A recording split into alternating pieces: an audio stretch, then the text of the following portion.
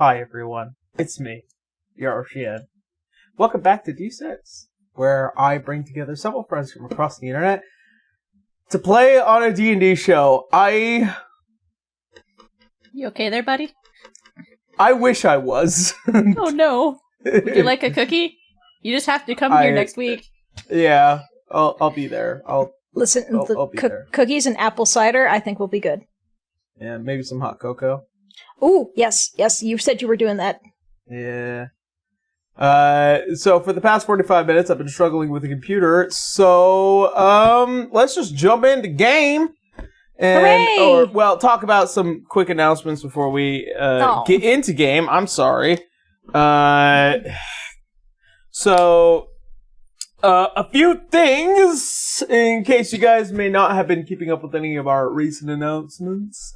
I'm currently away in Florida. I think this is the episode in which will be the last couple of days I'm in Florida, so there's that. So we're going to be off for a couple of weeks, then we'll come back for a little while right before we hit the holiday season. Then we'll exit out before Christmas Eve and the New Year, and then after that we'll be back. So just keep an eye on our Blue Sky and Twitter account for all those announcements. Links down below.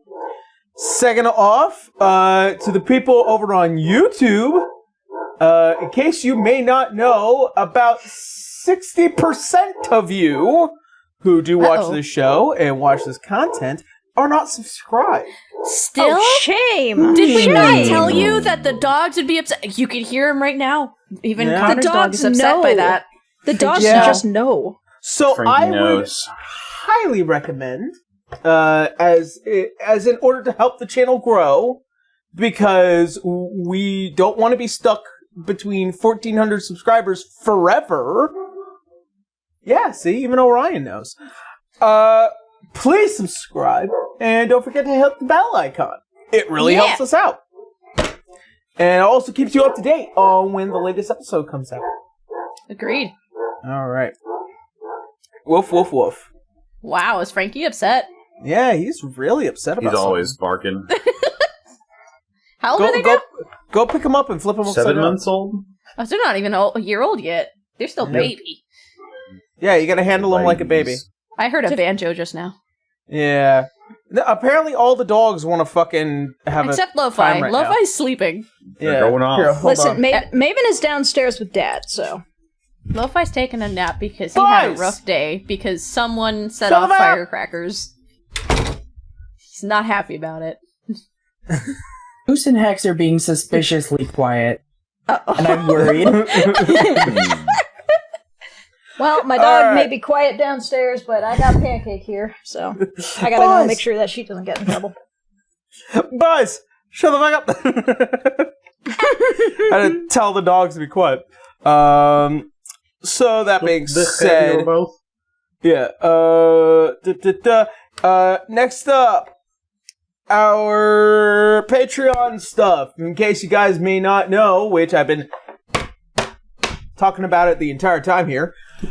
If you are interested in catching the episodes early, about a week early, we do upload them over onto the Patreon. At the same time, the latest public release is here on YouTube. So once we drop an episode here on YouTube, the next episode is released over on the Patreon. So if you want to catch up with that, you can. And also, on top of that, we are releasing homebrew content.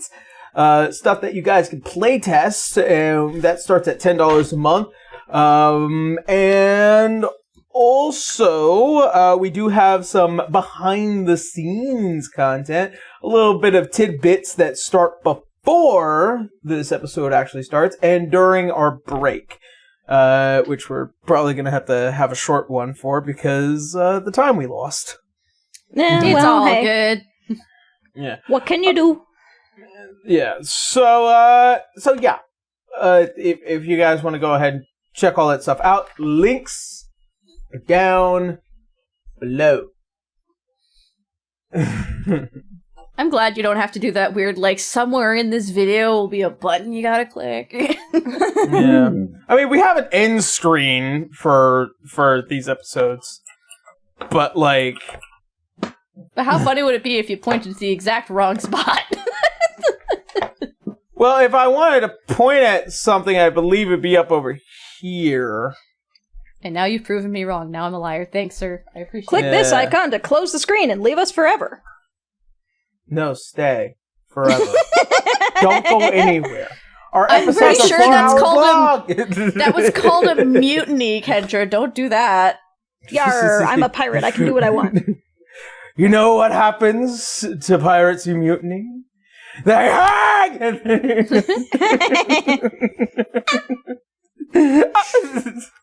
Oh, God. One of the better Pirates of the Caribbean movies for the last one. Alright. That's all I have for D6 announcements.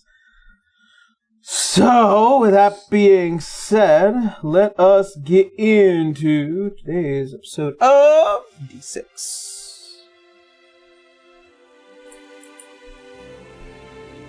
I'm sure the music's coming through. We hear it. Okay, that's good. Good to know. So, where we had last left off. As our adventurers make it into Yimnin in order to search for more answers of this talisman that laid hidden from history that would lead the Astral Corsairs to the land known as Windia. However, in their attempts to find out through the knowledge of a divine dragon known as Behemoth, you will find yourselves assisting one of Holly's comrades and childhood friends, Mark, who raised concerns over a mysterious tree that had been growing within the forest. Upon finding yourselves closer to that tree, you also run into the old face of Arthur von Druig, who is, in his quick efforts along with his Luxon hands, claimed a monster that had sprouted from the tree, a guardian, before being dragged off for further experiments. Yet to know what the results are of that. With the matter settled, you all decided to seek out Behemoth as you enter through his gates, a test of your souls. After succeeding in all of them, you gain the wisdom of that the talisman had been sunken beneath the capital palace of Yimnin.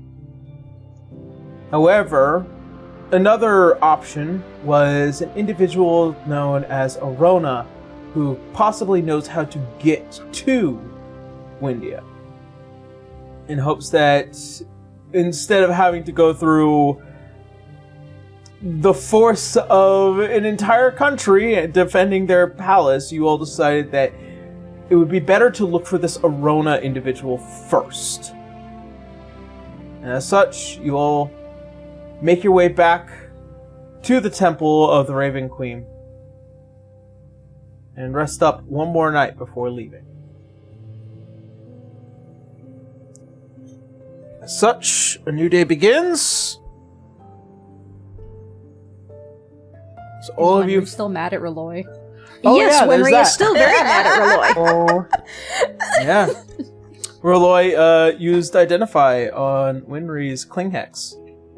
Without her consent. And he used Mobius to do it. As a distraction. Not the innocent baby boy.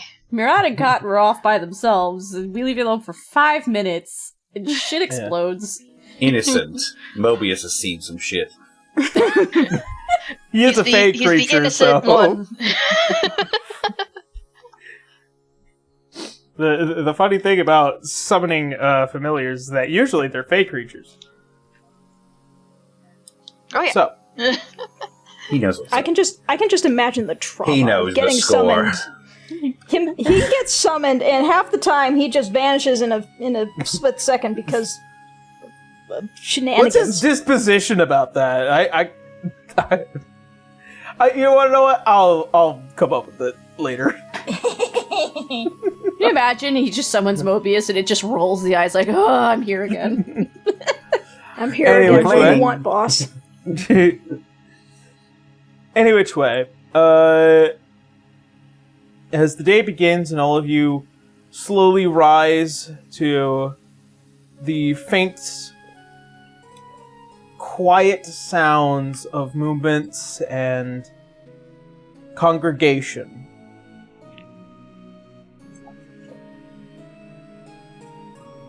How do you all start your day?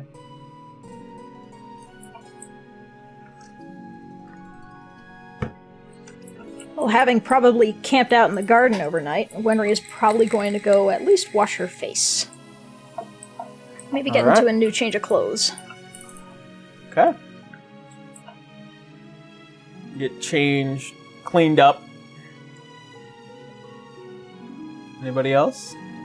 Probably seeing if I could borrow their kitchen. Mirage?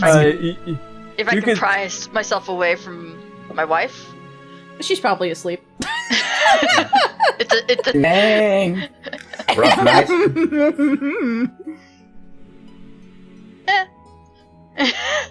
Not really rough. Rod's got that sleeping pill on him. Unfortunate. Sir, I'm not going to divulge my sexual life Call me to sir. you. Would you want me to call you Sonny? Don't do either of those. Those sound so weird. Okay.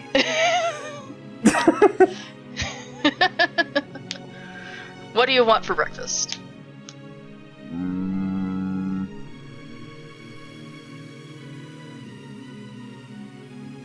I'm just gonna make you bacon and eggs if you take too long. That sounds fine with me. I'm not.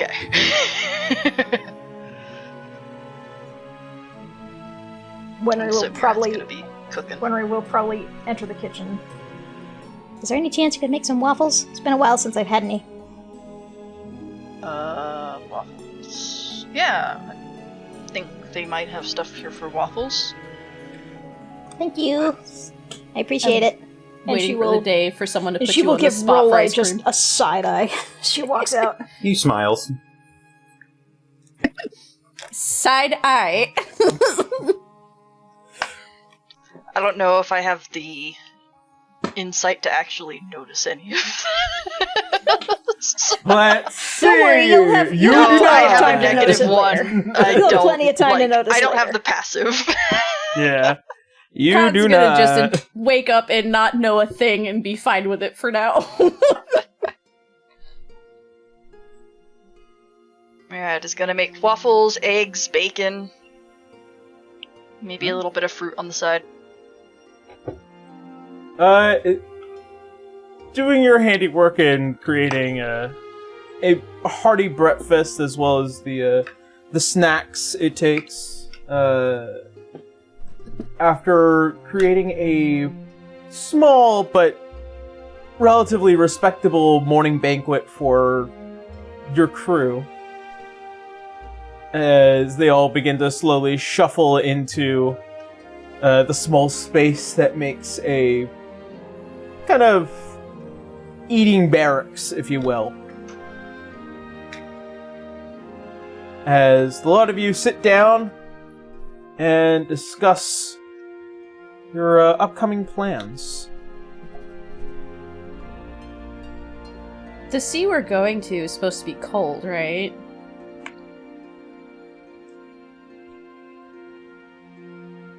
Are you asking me? Yeah, I am. I'm sorry. I'm rolling. I'm working off 4 hours of sleep and sick. I'm so sorry. I'm sick right now. I was all like, I yes, don't know the this Xi'an information. Sea.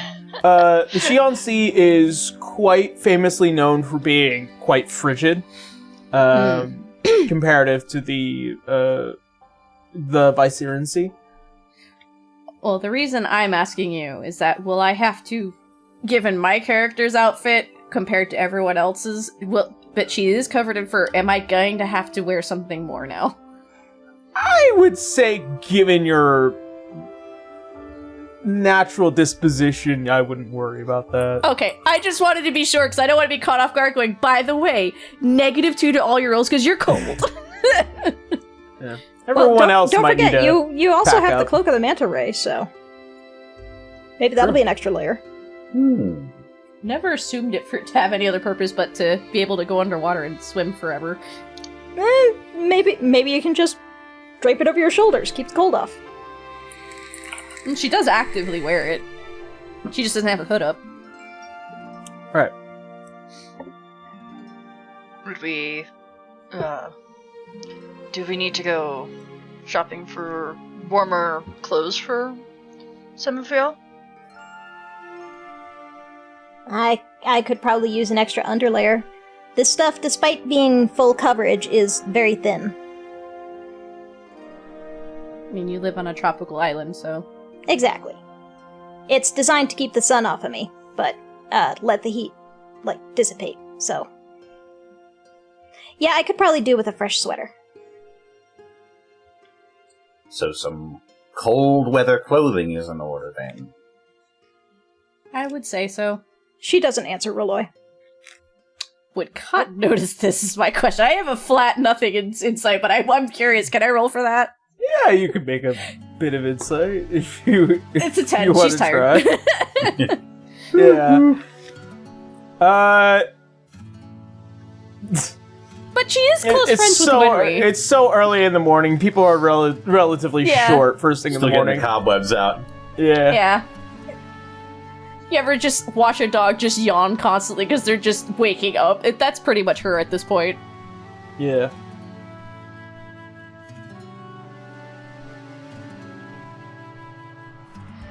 So,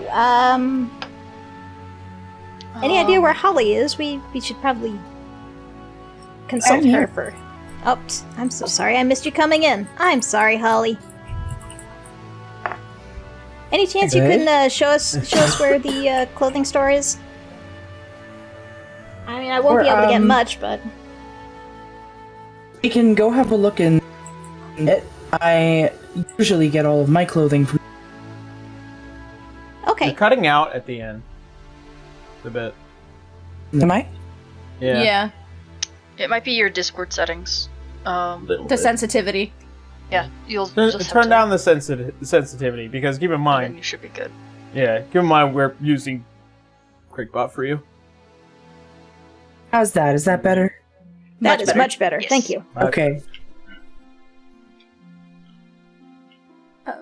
I think what Holly was saying is Go that check we the can markets. Yeah. Okay. That sounds like a good idea. I won't be able to get anything too expensive, Winry says, looking at her. I don't meager think you need 80 anything gold. expensive. You just need something to keep you warm. Well, I know, but even if it's just something simple, I don't want it to break the bank. I'm sure we can find you something. Usually the really expensive stuff is the magical stuff. If you're just looking for common clothing, we should be alright. Okay. Yeah, I think maybe... I think a cold weather hat to protect these ears and maybe a sweater should be all I need. Maybe a cloak. I don't know. We'll figure it out when we get there.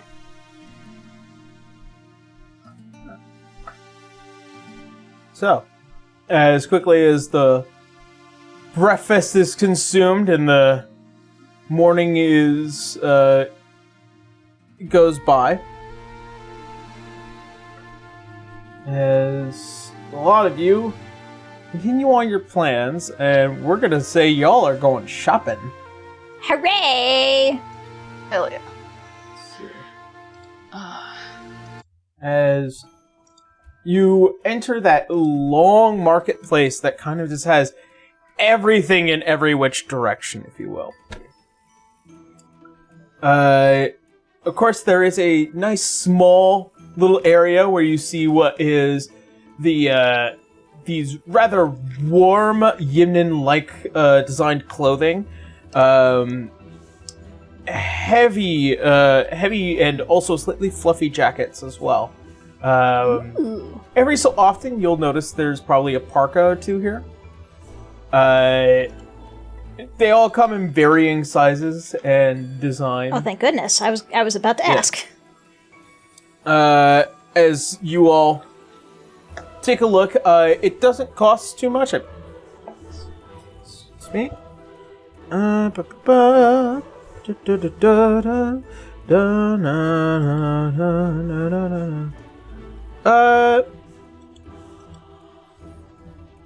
the sake of it, it does cost you about 2 gold pieces for warmer clothing.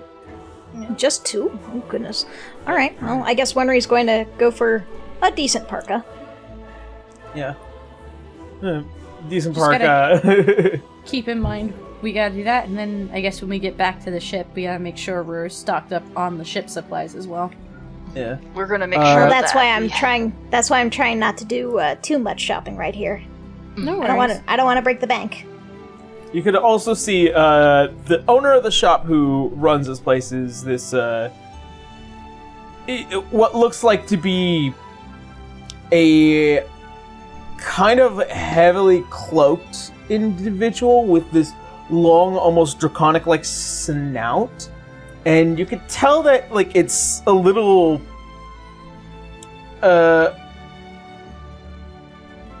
oddly formed under that large cloak. And Can Wenry do a squint? sure. Oh, squint. Just a squint Just inside squint. of. Huh. This Yeah. is weird. How's a dirty 20 sound? Dirty 20 sounds like I'm gonna text it to Sizable you. squint. I'm gonna text This is a big it to squint you. for a little person. This is my version of Of a- whispers here. Oh, okay. Hell Yeah. yeah. Secret.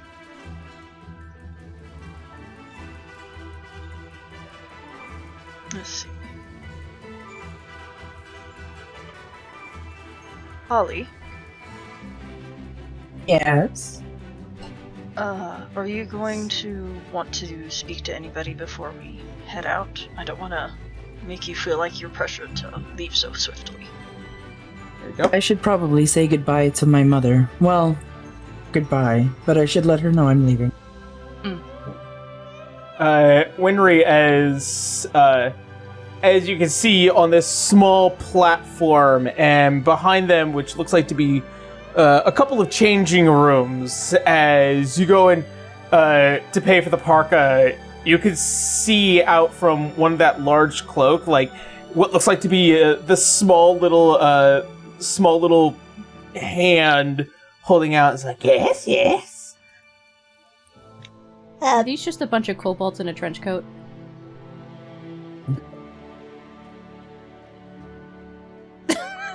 Wenry reaches into her pouch, and she very carefully brings out the correct amount of gold, which is how much? 2, you said? Just 2 gold pieces. Okay. She will take the 2 gold pieces and she will place them in his hand and As just kind of goes into the look, hand. but then As it goes into the hand, you can see as it pulls back, and like almost as if the cloak is kind of moving a bit, you could see it. One of the gold coins reach up to its mouth and go, yes, and then just goes back under the cloak. You could just see it's all moving, but the head is still. I'm still sensing a bunch of kobolds in a trench coat. You know, take candle. Wenry will neatly bundle her new coat in her arms, and she will walk out of the shop, probably struggling a little bit and trying to stuff it into her bag of holding if she can. Oh yeah, you could. It's just. Well, it's a big fluffy jacket. You gotta negotiate that thing. It's also a bag Yeah. of holding. It's a bag. It's a magical bag made specifically for holding. Yes, it's Yeah. a bag of holding, but you gotta get the thing to fit in there first. It doesn't take much. It's more like a backpack of holding for you. Okay, yep, I deserve that. I earned that one. Any which way. Anybody else deciding that they want to buy themselves some warmer clothing? As a just-in-case Clothing. measure. Okay, go ahead. I'm basically saying yes, as a just-in-case measure. Okay. That costs a couple of gold pieces. I was hoping that we could maybe look through the market as well and see if we can find some sending stones. Those are going to be pricey. We can at least Well- see the price. If we need to, we can sell this dagger that I'm never going to use. Which one was that? The It's the- Blue Sea Dragon dagger.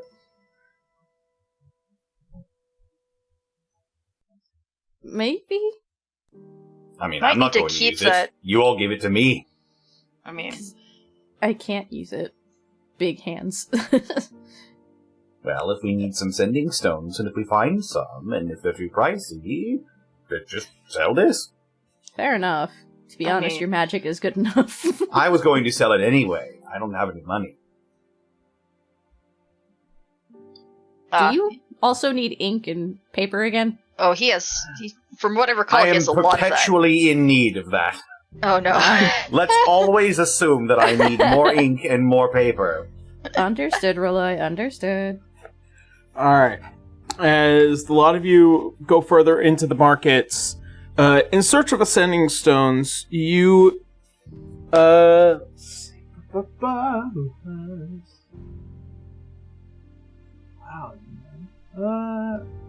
Rolloy. Yep. Upon crossing with what looks like to be a relatively notable stall, you see what looks like to be a fine jewelry craft, various magical items, of course. On its display, you notice that there are some notable rings, one of which looks like to be this golden ring that kind of goes between two fingers and then wraps around with what looks like to be arcane sigils across it. I know what that is. Another set, it looks like to be a small set of 6 rings that does have like an actual like tag of rings of through line, which is just a ring of communication. So people can speak into the rings and they will hear it. So it's like a telephone. They're walkie-talkies. Oh, wait, so I can speak into the ring and other people will hear it? Yeah. I'm assuming the people with the other rings in the set. Yeah. Also on top of that, let's see. How many of those rings are there? 6. And what are these things technically called so I can keep it for the notes? Rings of communication, technically, because they are actual items in D&D Beyond.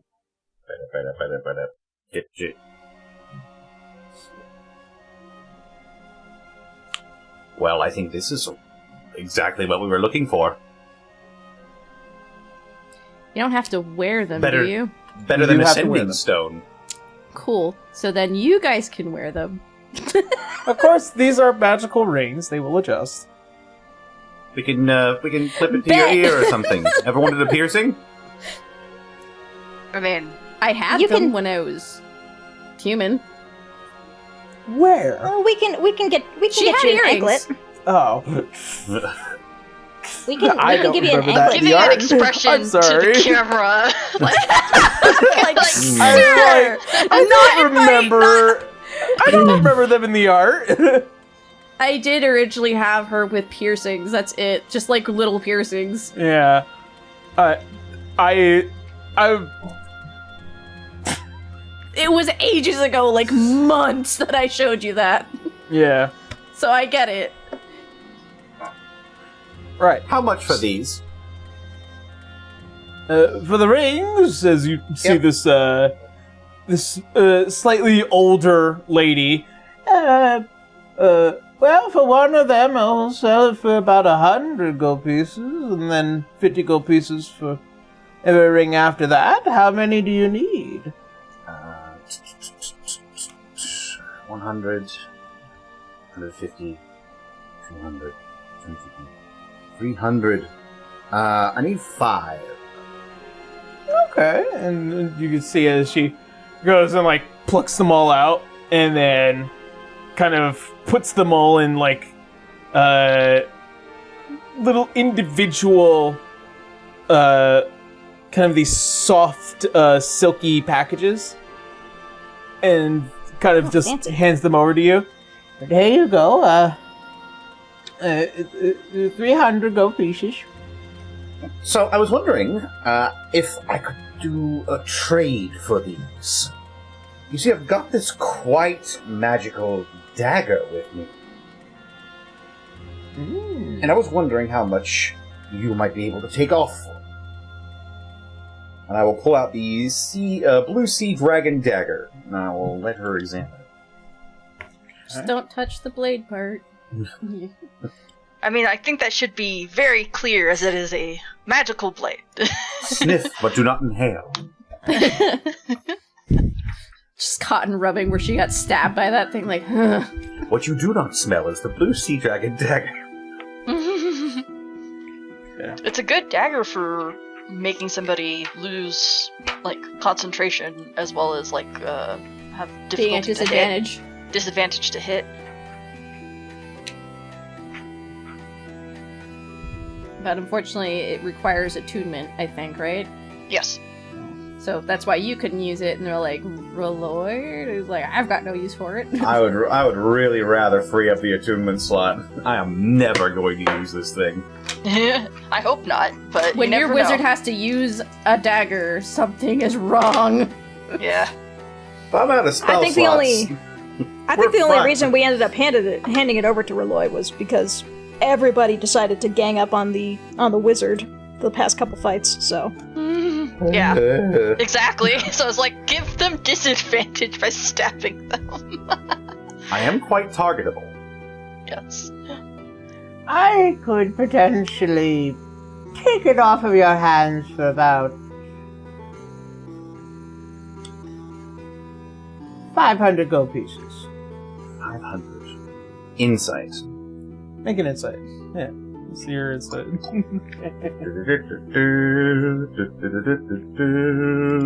My insight is +4. Here I wonder- fucking go. Hold on, I gotta read one of my tools. I gotta give you a second. I don't think Let's it throw works on guidance magical. on top of that. Because I'm assuming I Sure. was there with him looking. Sure. You get a D4 to add to that. That's an 18. I think And- he's good. Let's see. 19 total. I want to see This- if she's undercutting me for this. This is a rare magic item, so... You can tell this old biddy of a woman is dramatically undercutting you. Man. Come on now. I've been around the block more than once. I know you can give me a little more for it. This is a rare magic item.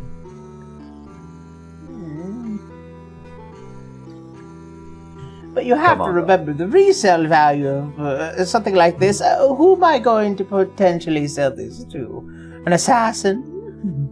Considering that all the other magic items around here are quite pricey.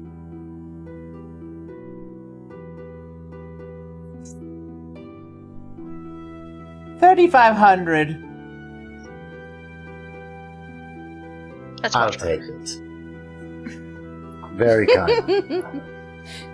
so Who with knows? the math, then you'll Maybe be some getting. collector will come along, wanting this So to with the finish off math, his then you'll be collection of getting- sea dragon daggers. Sorry about that. Oh, no, you're fine. So after Many all the math, people asked me- Roloy will be putting 3,200 of gold in his pocket. I'm in the money now. Well done, Reloy. Yay! Again, though, that one ring is also catching your eye. Yes. What is that ring? I believe it is a ring of spell storing, just based off of its Oh. description. Ooh! Very good. All the spellcasters turn around. Excuse me? For a wizard? No, I can't touch shit. I just know that's very, very good. As a Let me player. get this thing out of my inventory really quick. That ring is currently up for sale for 2,300 gold pieces. Well, given my recent windfall, 2,300. Let me see. A very rare item.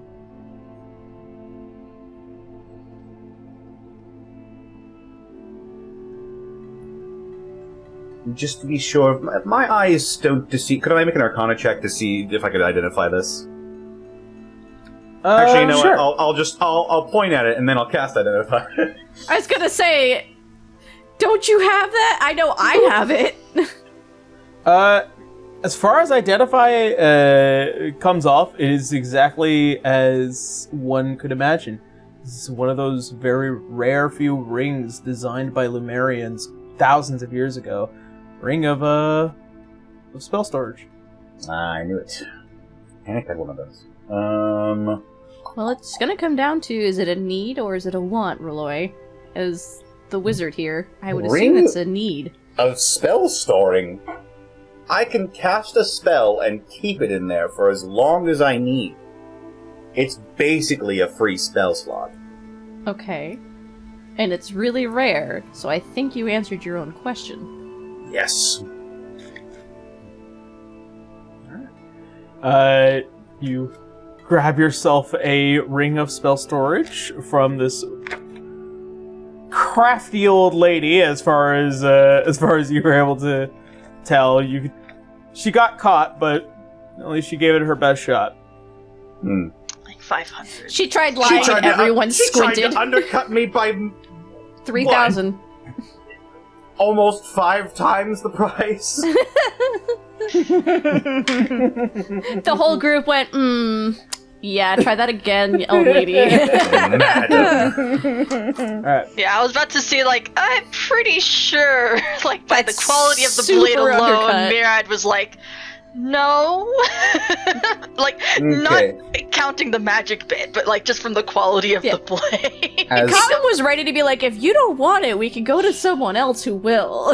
As enticing as having a large amount of gold on my person is, the bringing spell storing is really quite useful. Yeah. So, I'm thinking that I am in fact going to purchase that. Oh, absolutely. Leave me with 900 gold. Yeah, that conversation was all Cotton going, I feel like that is absolutely something you need. Alright. So, as you guys... is there any other shopping endeavors you would like to proceed onward with? Let's see. I'm just writing down my notes. Wenry will probably eye that tattoo stand, just like, maybe someday. Another day, hun. Maybe someday.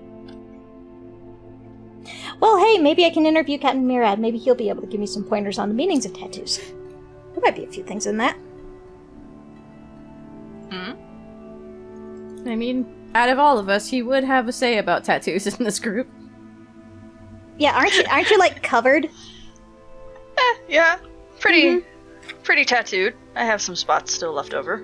I'm going to need to hear some stories.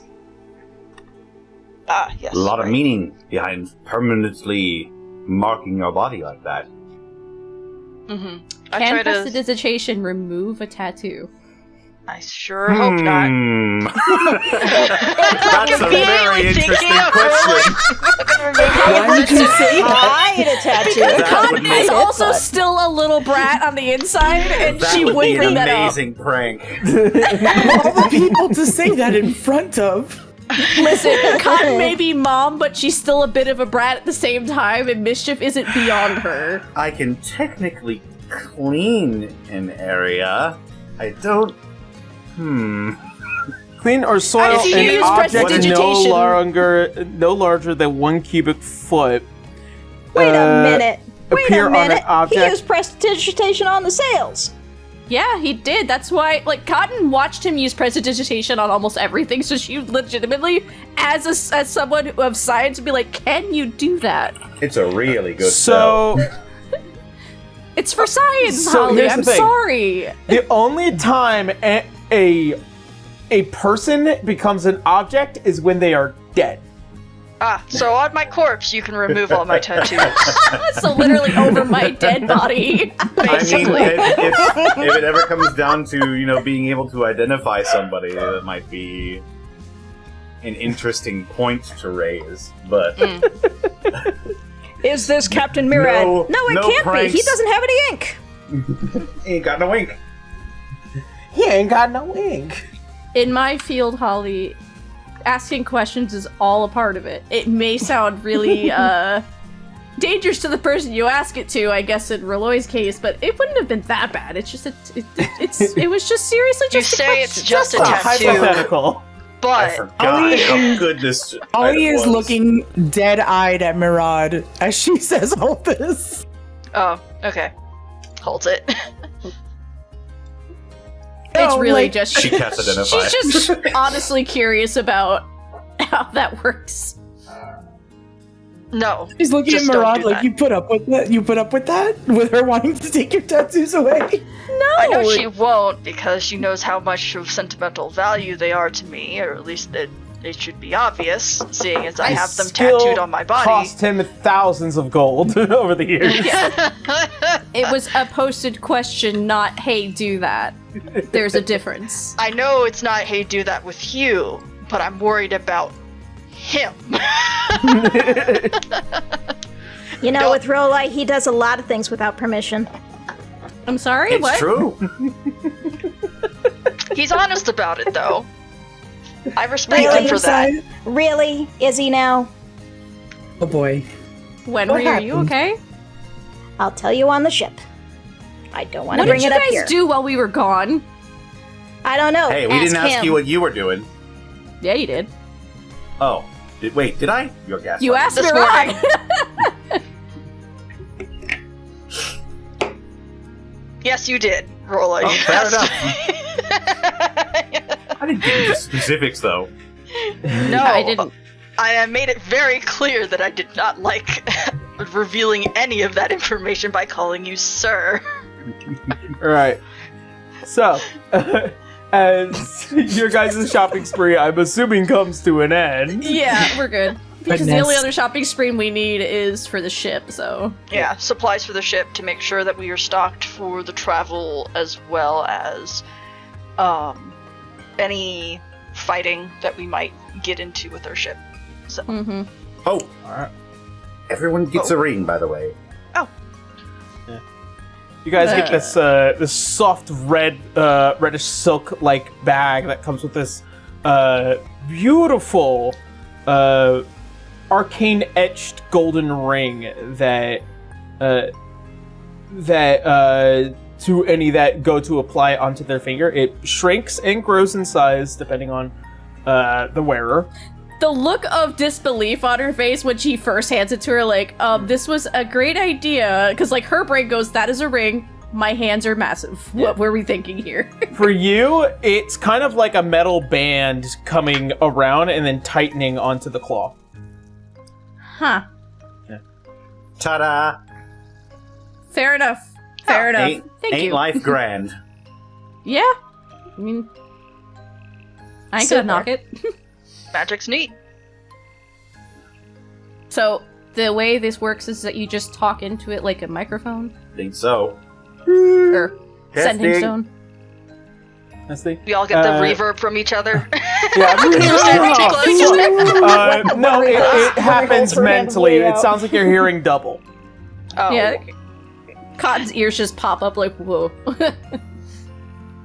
Oh, it happens mental.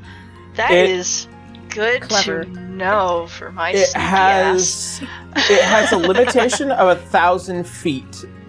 So as long as you're within 1,000 feet of each other, you can hear each other. Ain't bad. Welcome to the It's a- world of magic, Captain Murad. It's a This ring is of fun. communication, you said? Yep. Alright, Oh, so I wait. guess we all have Inventory. them now. Yeah. It's actually in D&D Beyond, right? Yeah. Yes. Ring of Ring of Communication. communication. There it is. Does not require attunement either. Oh, fuck Sweet. yeah, thank you! That was the other one I was worried about. Me and my already stacked attunement. Alright. So. Anything else before you decide to leave the forest? Not really. I have to It let my gives you- mom know I'm leaving. Yeah. I'd like to point out this is technically giving you the sending spell, and it has to be 25 words, okay? Okay. No, Yeah, but it says in the description there's no limit.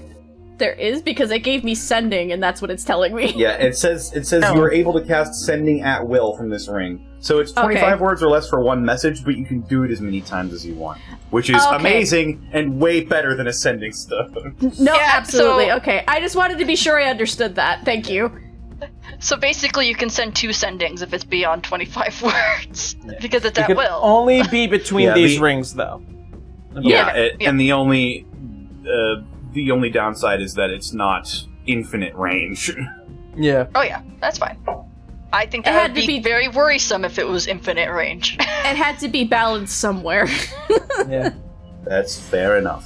I've given you the thing that you would have disliked most, a link pearl.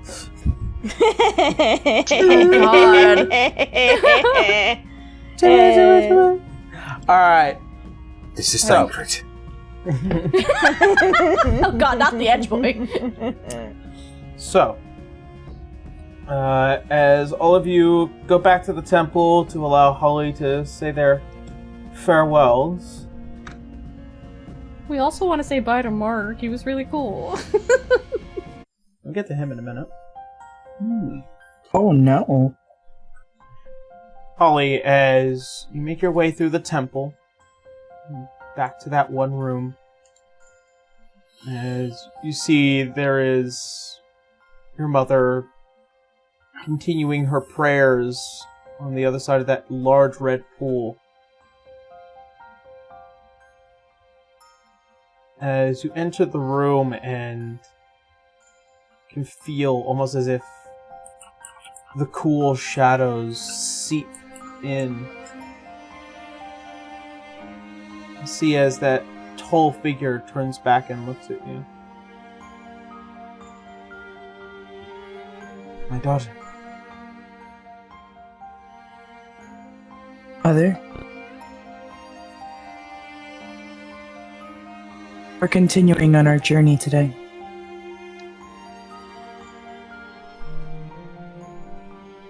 I understand. She kind of almost weightlessly descends from that large statue that makes up the Raven Queen's visage. She stands across from the pond from you.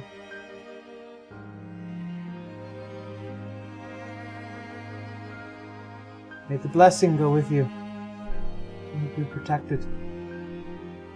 May you keep the balance. Thank you. Are there any duties that I need to take care of while I'm out? While I travel? Just the one that you are tasked with. Very well. I will serve the Raven Queen well, High Priestess, I promise. You already have.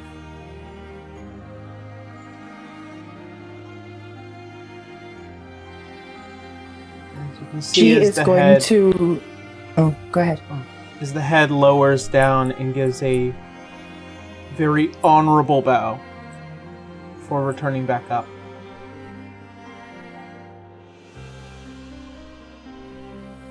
Holly's gonna remember her lesson from trial. And she is going to reach out and actually hug her mom. Aww, Oh. how cute. As Aw. you walk around and give her a hug, and tell that there is also the immediate warm embrace.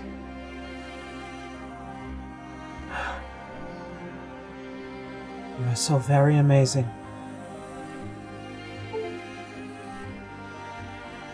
I will miss you. I will always miss you. It is difficult not having you around. I see a lot of Helen in you, just as much as I see myself in you. That makes Holly choke up a little bit. And she backs up and bows. Turns to leave. As you begin to leave and you walk along that poolside, you can see the faint shadow of your visage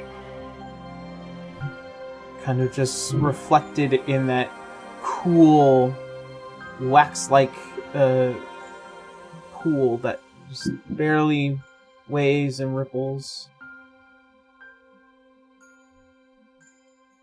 You see something almost as if something follows behind you.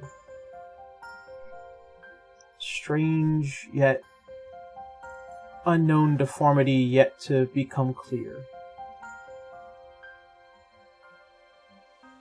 But it does... He takes a second look real quick. As you do, it almost feels like something is keeping an eye on you. Almost as if it reaches out from your back. And as you step closer, a ripple just fades away the visage. Just leaves you there.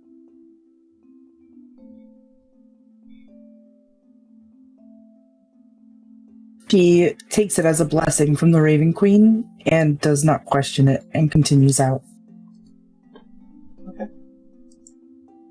As you proceed outwards and reach back to the rest of your party, you can see shortly following behind or approaching the rest of the party is that large, heavily armored figure of Mark as he looks towards all of you. All of you feel like it's leaving so soon, and I've barely met any of you. It's not a goodbye, it's just we'll see you next time. Oh, I'm sure. Definitely. I'm coming back for those noodles. Big same. Of course, you're extremely fun to hang out with too, Mark. Like, come on. I've never met anybody so fun. Look at you. Agreed. Flattery will Big get friend. you everywhere. I'm Flattery allowed will to get you continue all flattering you, everywhere. sir. Oh, before I forget, Holly, I wanted to let you know something about Alexis. Something I've thought to hopefully tell you before you left. She's currently out in one of the major outposts along the Ardiynn Channel. Currently dealing with a bit of a mess going on there between Volenston and Alanon. If you can, just stop by and say hello. I'm sure she'll appreciate it. I'll see what we can do. It's really up to the captain and the crew altogether. Safe travels, my friends. Hopefully I'll see you again very soon. Just be careful around that tree, okay? I'll keep a close eye of it. Be well, Gives a Marcus. nod. As he goes and gives everyone a nice big hug right before all of you leave. Yes. Yay! Mirad prefers the handshake. Yeah. Presumably, I'm a hugger. everybody gets picked up in this hug. Alright. As in the quiet morning, as all of you begin to make your way out of the forest and beyond its mists, you re-enter the road, begin heading back down south to Bulbaport.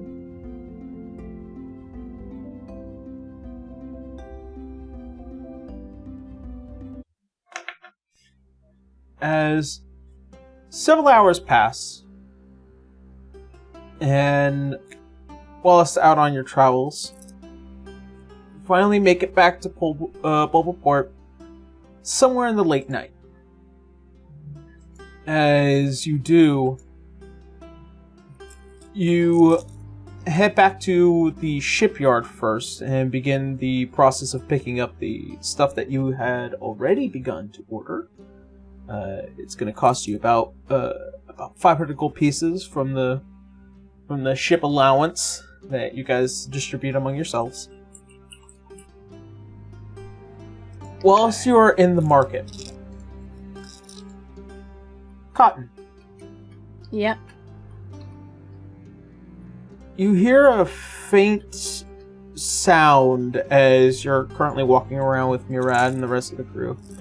As you notice as you hear something tumble and break. As this large cloaked figure, or the rather small cloaked figure, has fallen onto the ground, looking in your general direction, and then standing up and scurrying off as fast as they can.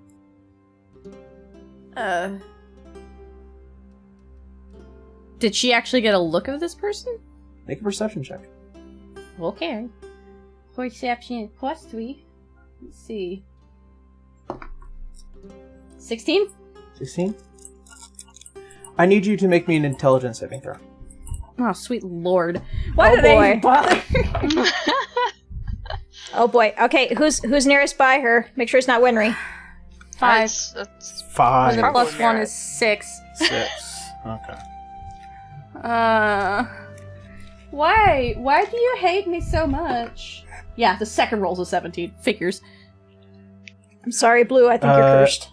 You go up by 1 point, Oh. but your body is filled with a sense of dread and fear as the memory flows back to you. A familiar face. A young man that you had once known that worked on the Luxon. Your personal assistant. I guess on the outside, the ears would droop. Her eyes would go wide, but they're not going purple rage, so chill. Yeah. But, like, her fur would stand on end at first, just, like, with the immediate, memory. But because of that fear, it's just, like, you've seen a cat just puff up real bad, you know? But is it keeping her still, or is she able to follow them? You can follow them if you so desire. They are doing a full mad dash away from the party. Ah, well. something wrong. Yeah, not wrong, but that was my assistant. From Would I remember his name? You remember that Cotton had 2 assistants. Okay. Varuk Eilstein and Nora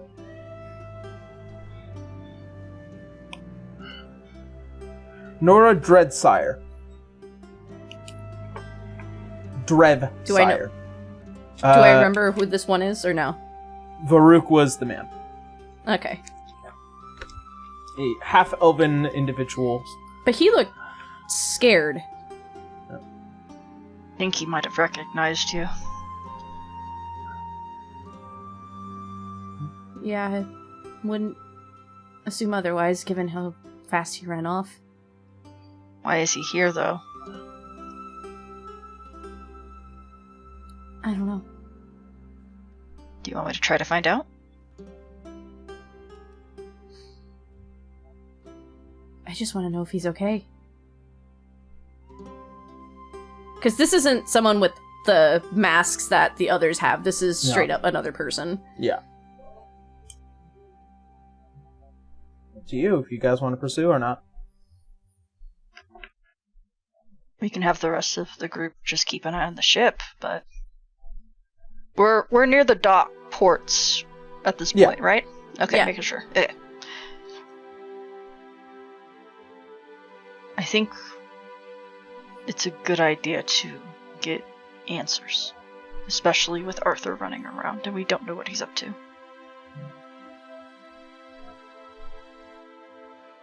Yeah.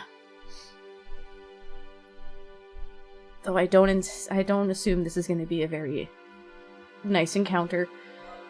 No. Considering that most of my memories of that time are of that bloody room. That's like that dread is hitting her. Like she doesn't see it happening, but she's connecting dots, you know? Mm-hmm.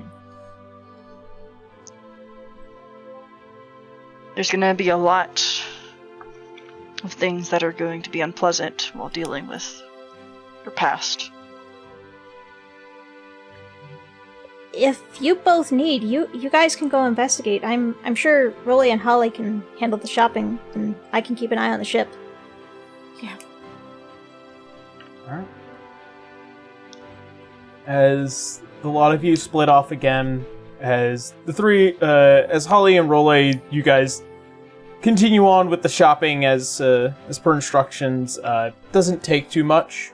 Winry, as you head back to the ship, we'll deal with that in a minute.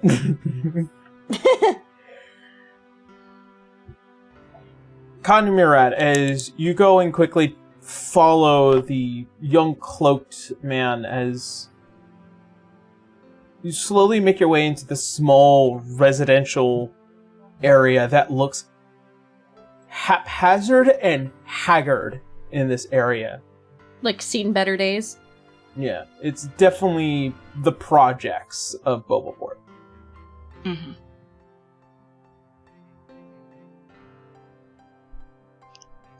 Do you want me to stay hidden? No, shadow he you? wouldn't. Murad, I'm gonna be very honest with you. He's fearful of one person, and I believe that's me. And for very good reason. You don't have to hide. I'm gonna be very honest with you as well. I don't trust anyone who worked with Arthur at this point. Farouk had all the best intentions, this is different. And I can't shout because neighbors, and I am still sick. I don't want to start a coughing fit, but she'll start calling out to him, just kind of begging him to come back out. As you do, make a persuasion with disadvantage. I had a feeling, but it doesn't hurt to try, you know? Excuse me, and I cough anyway. There we go. Oh, great, it's a 5. 5? And a 9. So, whatever. You could not convince a person within this kind of neighborhood to wanting to approach two very clean and better dressed individuals. Especially one looking like yourself.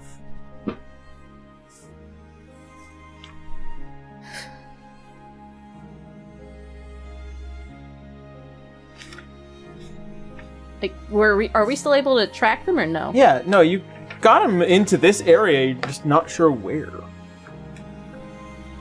I mean, she won't take it forever, but she will give it a good try to find him, but... Yeah. Make an investigation check.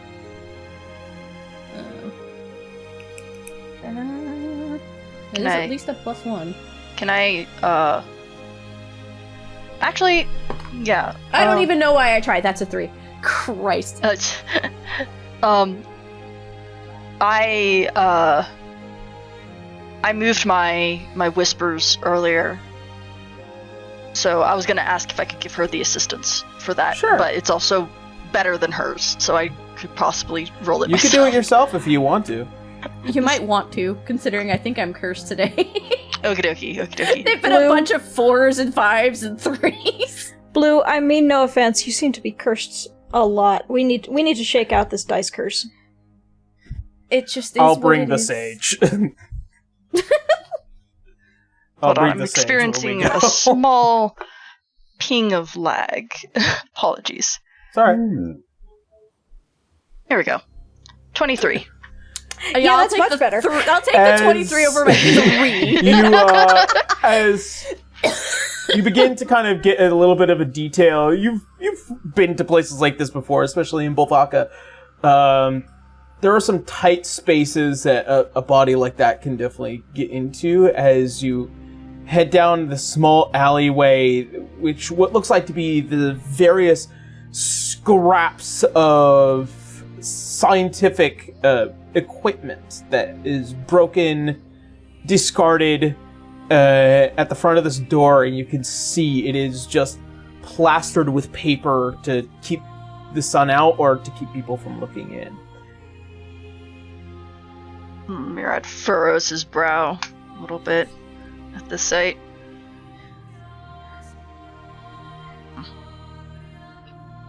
Keep an open mind, Murad. Not everybody who worked under him was bad, and she looks at herself. Good intentions. Good intentions or no, Arthur could still manipulate a lot of really good people. I don't think he's working with him right now. I'll just be careful.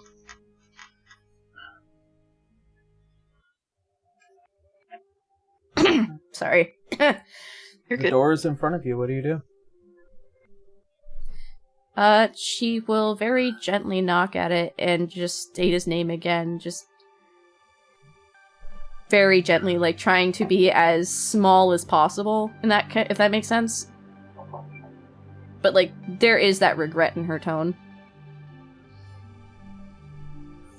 As you kind of just knock on the door, say his name. You can see one of the small pieces of paper that cover that window move, and then as soon as you make eye contact, it's put back. Like, she's not blaming him for any of it.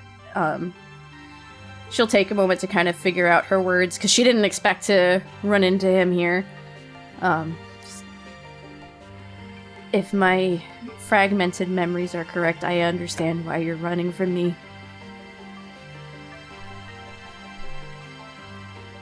I just need to know.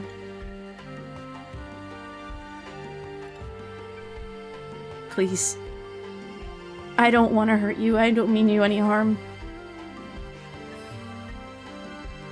Make a persuasion check. Disadvantage or... With Mirad's assistance, advantage. Okay. Because he is... I have a +6 in that, Yep. but I don't like this man. Oh, great. It's disconnected again. That's at 12, so it's at 11, and... another 5. So the 11. Yeah.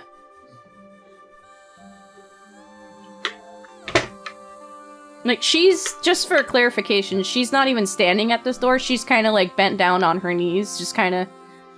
The ears are flat back. Like, what I mean by appearing small, I mean appearing small. Yeah. As... you hear a faint...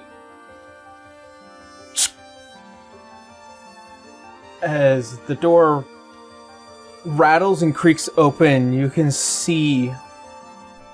still cloaked, but under it you can see a unkempt, half-elven visage. These notable greenish eyes and kind of oiled, dirty blonde hair, almost as if they haven't showered in a while. Yeah. As the head peeks over, you have little idea as to why I'm so afraid. I know. I only have fragments. But I'm connecting the dots.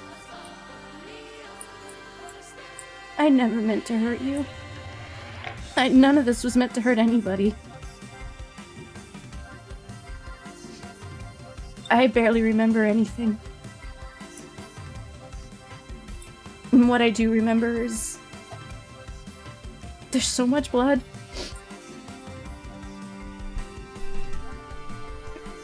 As the door pulls open even further, as staring down towards you,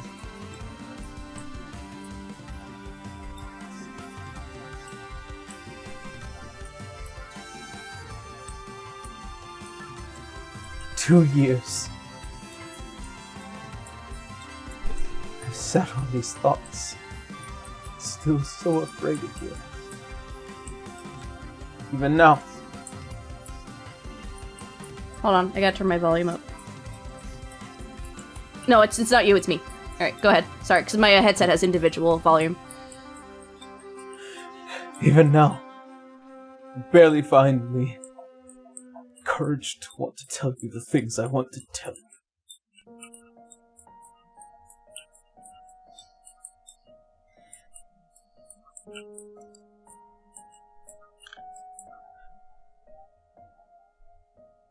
As he takes a deep breath,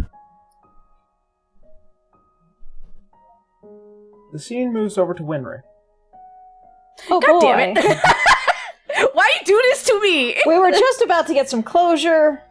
Nah, he gonna make us wait on that. Alright, well, my Winry. turn.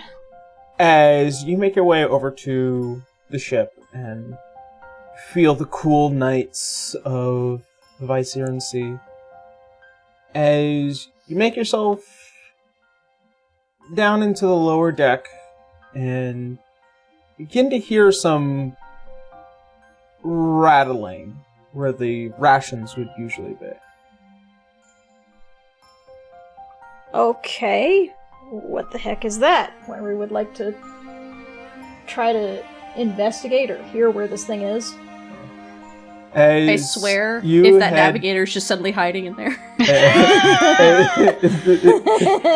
Oh, hey, Winry. That'd be funny. Rudy, what are you doing here? No, it's not Rudy. It's not Rudy.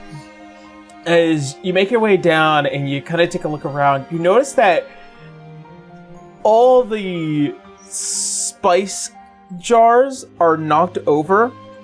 There is Oh my God. glass all over the floor. Oh my Oh god. no. That's gonna kill me. That's gonna kill me, oh gosh. The large cooling boxes that have that contain a good majority of the perishables is wide open and well, not wide open, kind of just being it's Oh, like jeez. something's trying to kick itself out of it. Winry will have her Kling Hex at the ready. She very carefully is approaching as if in a Lightsaber sounds. As if in yes, lightsaber sounds. She will approach carefully, All and right. with her hand on the lid, she will rip it open and she will point the sword at the thing. All right, as you flip it open, it is this tiny bird-sized creature with this long beak. But its style and design is very familiar to a creature of your homeland. You're getting your pet. Oh my goodness. As What it looks on up at earth you, are you doing in here? What are you doing here, little guy? you can see as it kind of clacks its beak a bit. She will put away that Kling Hex. This is not a threat. A little bit of a nuisance, but not a threat.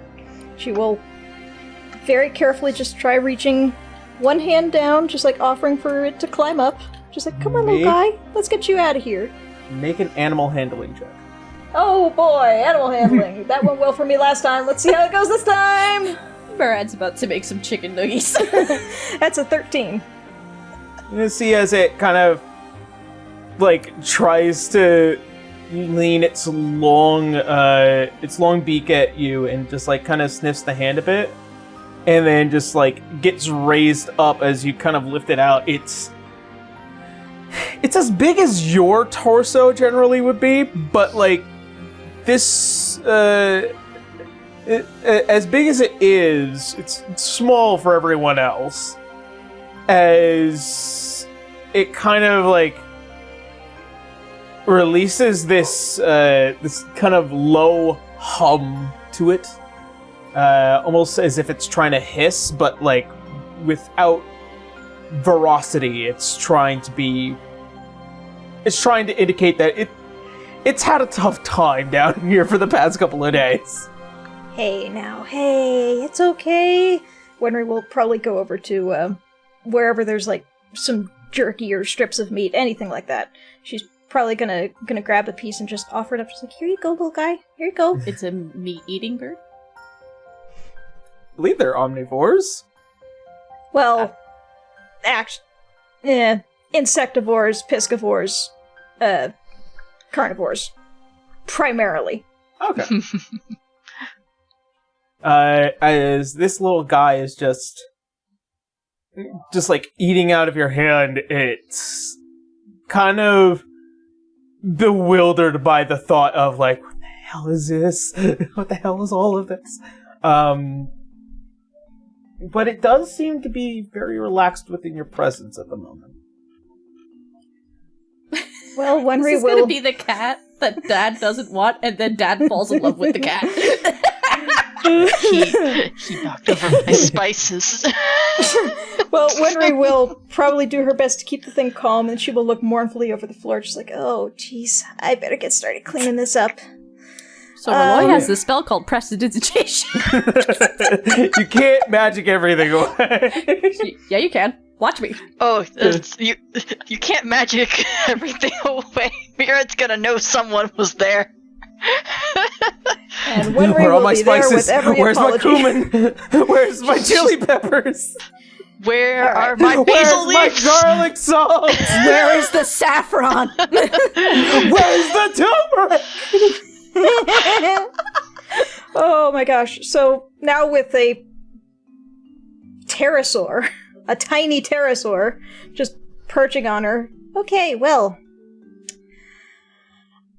better to ask forgiveness than anything else, so I better let Murad know when he gets aboard, hopefully. You still have 2 other people with you. Well, roll it and Holly went shopping. They're finishing so up shopping. Okay, so Yeah. Gotcha. So no one knows yet. I think my first objective is to see what is salvageable and what I need to start cleaning. All right. Oh, jeez. As you begin the process of that. You might need to send a sending to the 2 buying groceries to say, hey, you need to pick up extra this, that, and the other if the bird has gotten to it. I will explain later. Hey, Holly, do you think you can pick up some extra spices while you're down there? We're a little low, and I'll explain exactly why when you guys get back. Oh, okay. Rolloy, we have stuff to add to the list. Winry will probably find any broken bottles, and she will record just like which ones it is, and just like send that off to Holly. All right. As you Hold on begin, 1 second. Love! He is pissed. Someone came home. I'm sorry. Oh, Doggy. Lo-Fi bolted out of the room with intent. Sorry. He's a laser guided missile, and he is not going to miss anybody coming in the front door. Our neighbors came home, and he has to let them know he's very unhappy about it. Well then. Coming back to Murad and Cotton. As the deep breath is relieved, you can see almost as if the demeanor becomes more calm.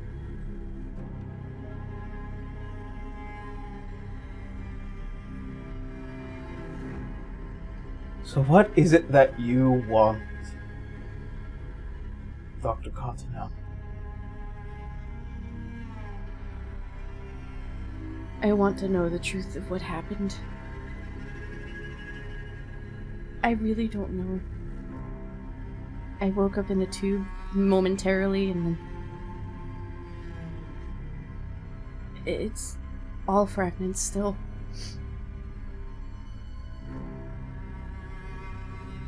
I suppose I can afford you that much.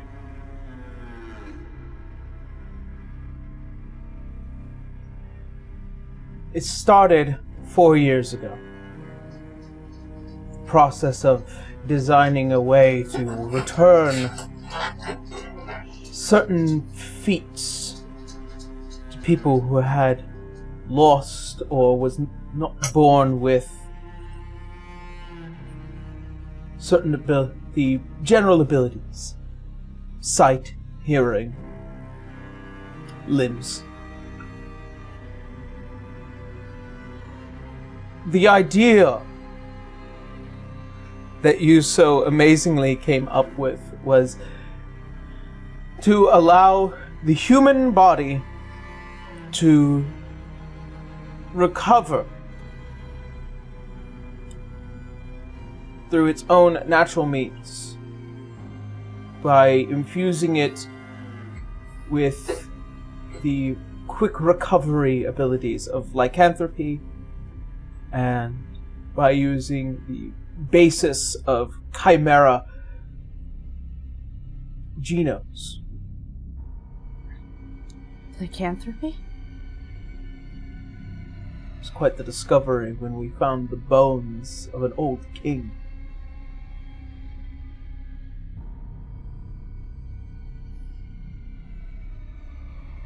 Me and Nora, of course, we applauded your achievements. Admired you. There were so many within our community, the scientific and alchemical community, that would have begged to have the first thought that you came up with in their own heads. You were beyond your years.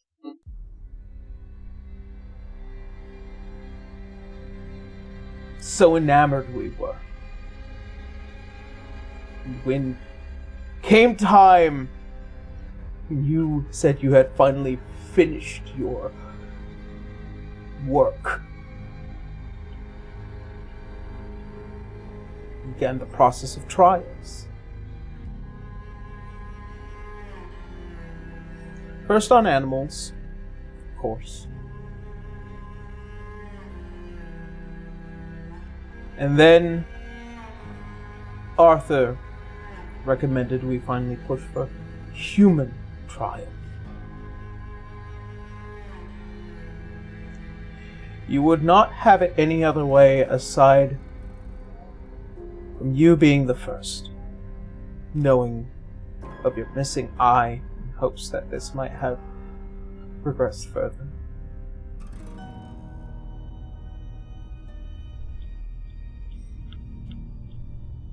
And then the experiment.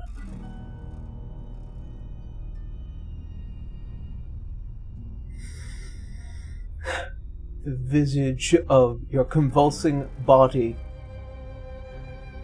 as you tore through the restraints.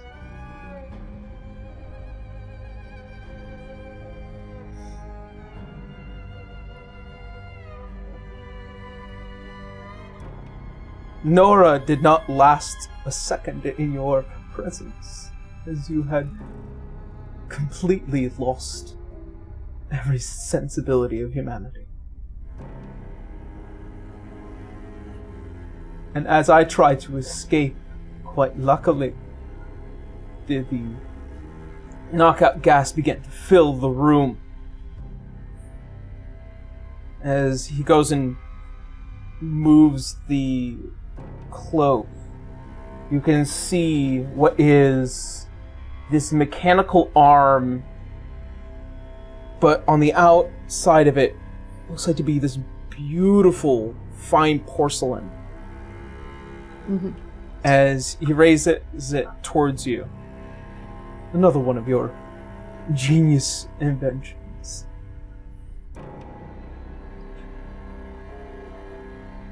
She's looking. She's just not moving her arms. Just, again, she's not making any movements to... Replaced after taking mine.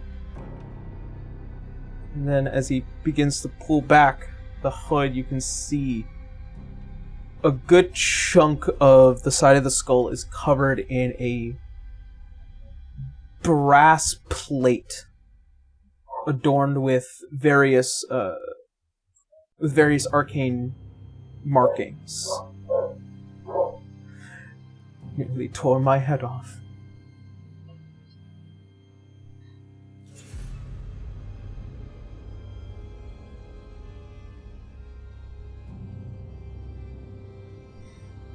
After that,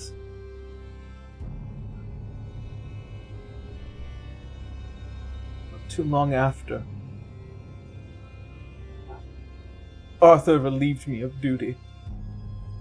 Said that I was no longer needed on the Luxon.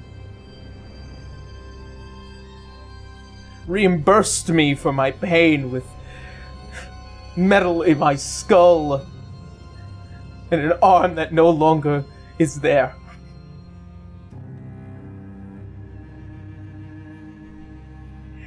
For years I have sat here thinking, why did I ever believe you?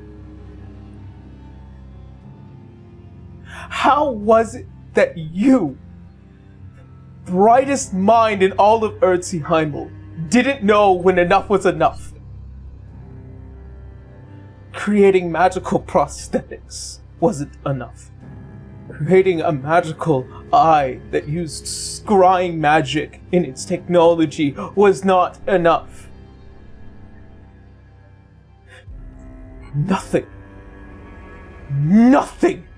was ever enough for you.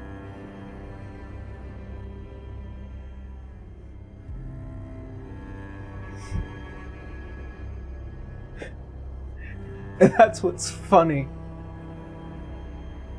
This is what you get when you play with nature. Act as God. It's not what I wanted to do. I never meant for any of this. Well, this is where we are now, Doctor.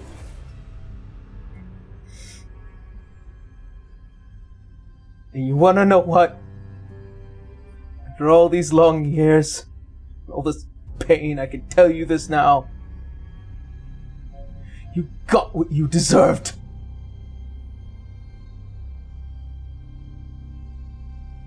Murad grips his sword a little bit, but he stays still otherwise. To be honest, if he lashed out at her, she wouldn't stop him. Murad would. She wouldn't let you.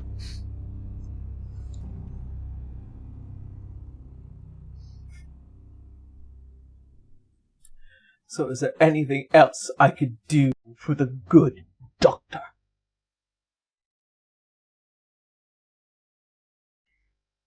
There's nothing I can ask of you. I've done enough. You sure have.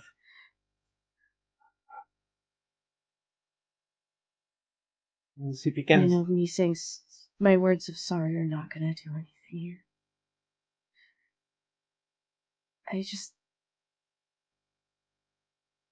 If there's anything I can leave you, is Arthur's up to something. And I'm not sure what, but it's not good. I hope he faces the same fate as you.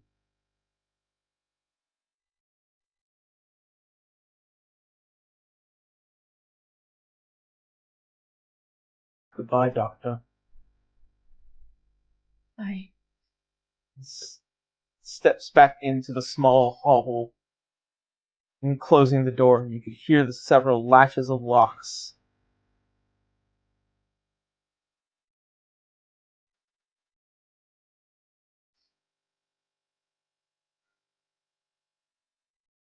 Just left there.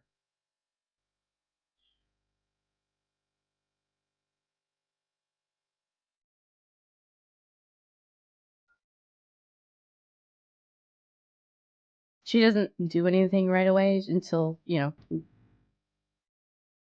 knowing he's moved, back inside of his home, she'd just get up quietly and just start heading back the way they came. Murad follows.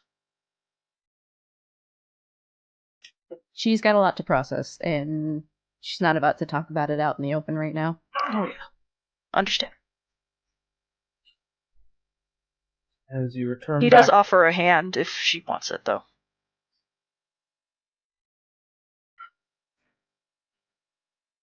Nah, she's doesn't want to be touched.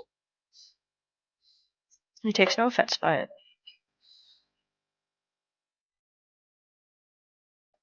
As you all travel back to the ship,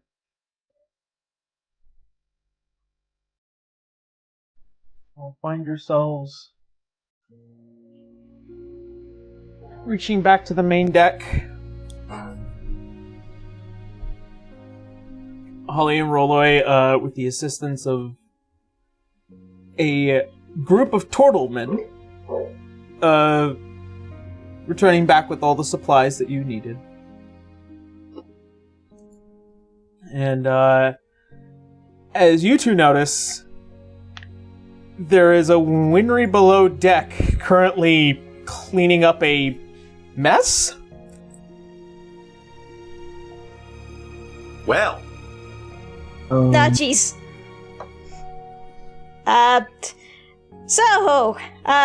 You can see why we, needed to add a few things to the list, and, don't worry, I found the culprit. Winry will gesture to the pterosaur that is currently munching on a stack of food that she has left for it, just to placate it and keep it in one place. As it kind of looks up with some of the food kind of like sticking out from its beaks in either which direction, and just I don't think Murad's gonna let us keep that. Listen, where did it come from? He's a stowaway, okay?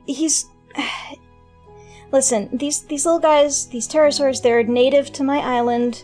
This guy must have gotten on the ship somehow and just been hiding out here below deck, and, well, I came back to, this mess. I don't know what caused him to really freak out so bad, but, well, now we're here. Okay. I'm not sure if I could probably get a little bit of help. I know I've already got my ass in the pot with Murad right now. If he sees any of this, especially in this state. Yeah. ass in the pot. All right. And Rolloy will roll up his sleeves and he'll crackle his fingers and he'll begin to cast Prestidigitation as many times as it takes to clean up this more efficiently. You do so, with that assistance and getting that all squared away. It isn't until about another 30 minutes or so do you hear the footfalls of Cotton and Murad entering the main deck. As a lot of you make your way back up and see a rather kind of long stare Cotton and a very worried Murad.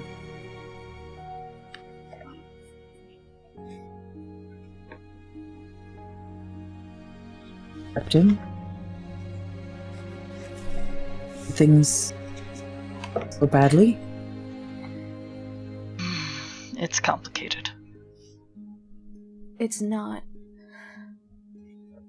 And I think the crew has every right to know if they're going to be stuck with me on this ship.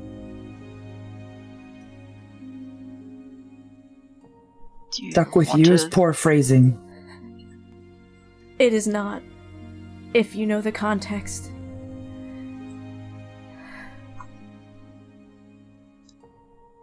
Oh, I don't see it that way. I appreciate your words. I'm not in a good headspace right now. The person who ran from me was one of my assistants. I had two of them. very bright, very kind people.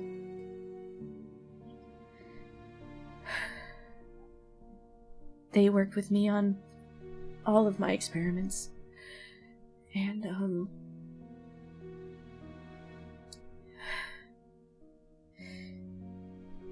this, and she points to herself. I had worked on both chimeras and lycanthropy to endeavor to improve those who were damaged or born with disabilities, to help improve or grow back or heal, for example, my eye. And no matter the good intention behind it, it ended very violently.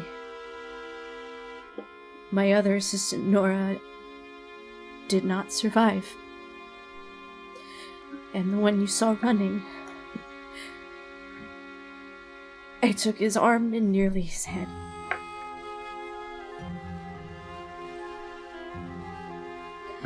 Now I know what that room full of blood was. It is a very unstable result. And I don't judge him for the words he said to me.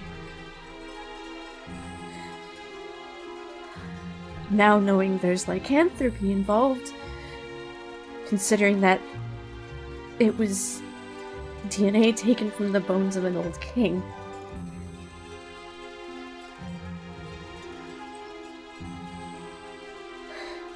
I don't want to hurt any of you like that.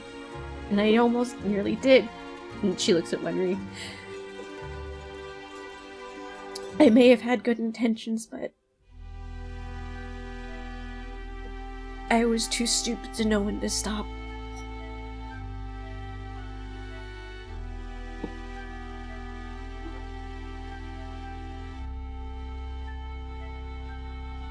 I took someone's life. Then I nearly took a second of someone who trusted me complicitly.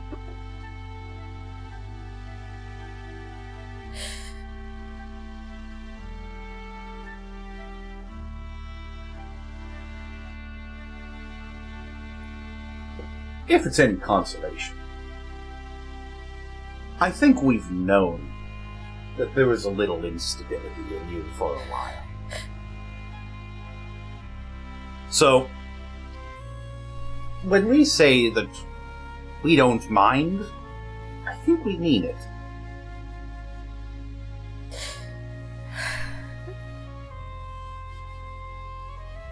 I appreciate it. I just don't feel like a good person right now. I'll go and take time to rest.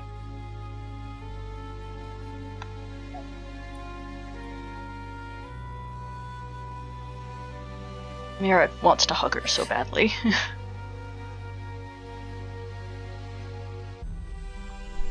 Just, considering that the old king is involved, we really need to pay attention to the moon. Okay. We can do that. Good to know.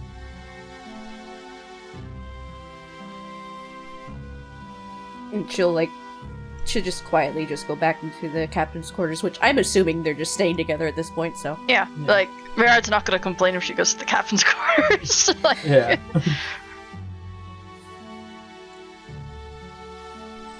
As you return back to the captain's quarters, you go back with her, Murad, or are you staying on the main deck? Just to be with her just for a little bit longer. Yeah. So you guys have a few more minutes before Murad finds any fucking mess. About to turn into angry dad mode. Let's go. I needed that. God, I'm just bawling right now. Don't worry, Wenry's gonna book it downstairs to finish organizing everything. Hey, that was convenient. And also get that thing on a leash. He hasn't seen it yet. You gotta finish cleaning up your rooms Right. before he comes downstairs. Sorry for the nose blowing. I am actually legitimately bawling right now. Oh no, that's D6. That's D6. But I'm doing The my only best thing to still be stopping me. understandable through a mic. She's fucking bawling. Hey. God, it's fucking baller! Mirad will stick with her for a little bit longer to do any comforting that he can, while also still respecting her request to, or vibe to not be touched. It's the very much blood on hands, unclean feeling kind of deal. Mhm. Yeah.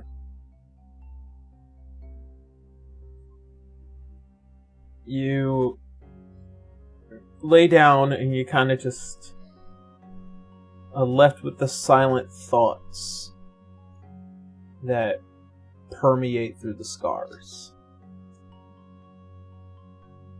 And there are quite a few.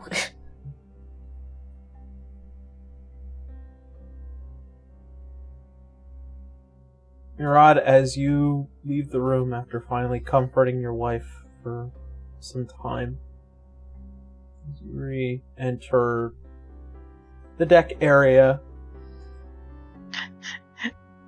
They can hear the foot. Wondery the is boots mysteriously coming absent. down.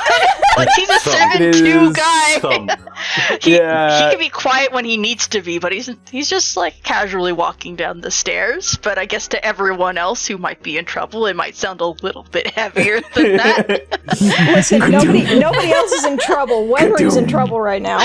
By the time you make We're in it, trouble. It's a stowaway. by the It's time a you make stowaway it from her down to the island. lower deck, you notice a few things. Mirad, make me a perception Oh, check. boy.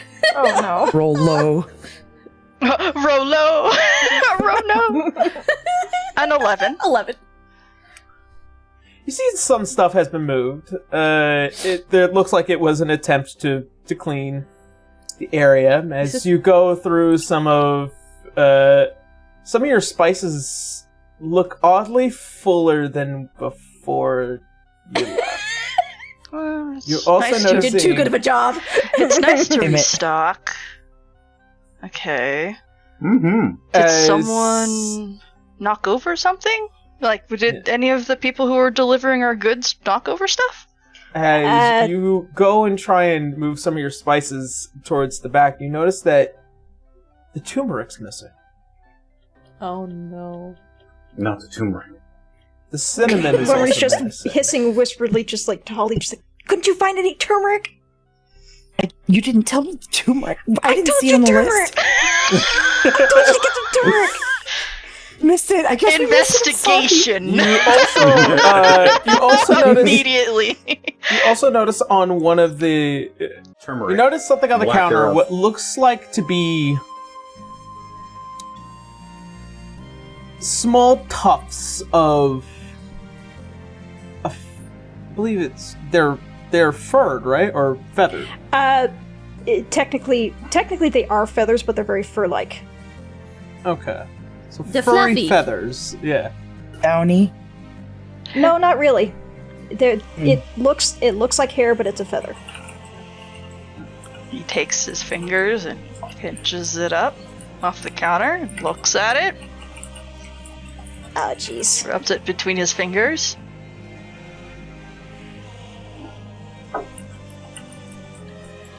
He squints around the room. Are these three like watching him inspect his own kitchen? Because that will make it immediately apparent that something went wrong in this kitchen. Are you guys watching Okay. him? Okay, Mirad, What happened? Okay, so don't get mad. What We happened? had- Don't give me the don't get mad bit. I need to hear what you have to say first before I can assess if I'm gonna get mad or not. All right, Wondery will go to this little area below deck. She's going to very carefully hold up the pterosaur. And she's going to say, "We had a stowaway." You can hear as it looks up at you. It kind of just goes. Yes, I know, little guy. It's okay. Oh Um, no. Yeah. So I guess he made his way on the ship while we were at Hongwei and, well, made his way down here for a snack, and it was a mess when I got down here. I did everything I could to clean it up, and I guess I missed a spot. Yes, it's okay, little guy. It's alright. Uh-huh.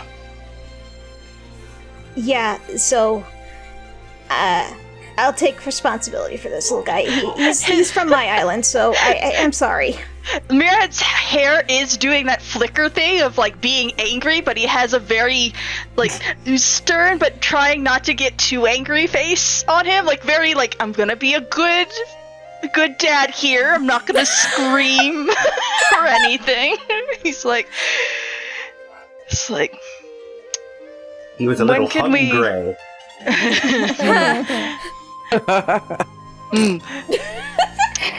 So, I'm guessing this isn't the type of stowaway that is going to be on the menu. Yes? I would prefer you not to put him on the menu. Okay. Perish the thought, Captain. Ship needs a besides, pet. I'm... You know what? For the first time today, I'm going to agree with you, Roloi. Does it eat mice? It can, yes. As you say they're very that, good you at can eating little things. hear what is the sound of almost working up to regurgitation in this guy. Oh, jeez. As he just lands on the floor, as he goes, as a small pellet full of various kinds of things, one of which looks like a rat skull. Well, Answered your question. yeah, there you go, sir. And as we can see, he disposes of them with Mage hand. yeah. Let's Just, please tell me you can train this thing. I'll try. He seems pretty young, so I should be able to work with him. He's like squinting at it. It's just like, it's. Having a pet on the ship's good luck, Captain. Yeah, but Yeah. I'd prefer a cat over a bird. He's Whatever cute. works. Well, I'm gonna be honest. He really isn't a bird, but that's for later. That's for later. I'll explain that later. He kind of like rolls his eyes a little bit, or his eye, I guess. Oh, the technicalities of life. Ollie elbows her a little bit, like, hey, digging your grave deeper. It's just That's why I said I'll explain later. okay, and he like rubs his temples just a little bit. It's not allowed in the kitchen anymore. Period. Okay. Okay, little guy. No more Or in at the least kitchen. not in the main kitchen where the spices and where we prepare our food, and not where it can sully the rest of our stores. Because if that thing shits on any of our food, we're all getting food poisoning. Yep. Understood. Understood, sir. Okay. Has beady eyes. With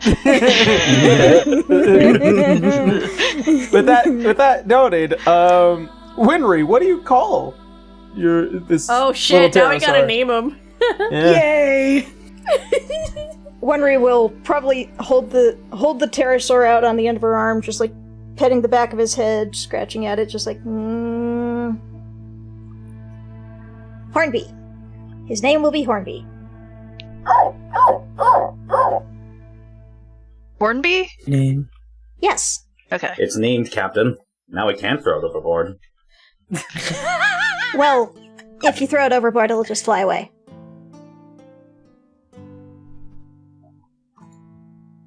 We're not Are you throwing sure it it's- overboard. We're not throwing it overboard. Nope. See? Wenry will. He's a Wenry will hold member it. of the crew now. Part of the ship, part of the crew. Yeah. Okay, fine. Just don't...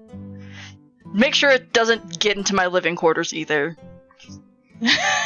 I love how this went from super depressing to meet Hornby. No the worries, wonderful no worries, dynamics sir. of Dungeons and Dragons.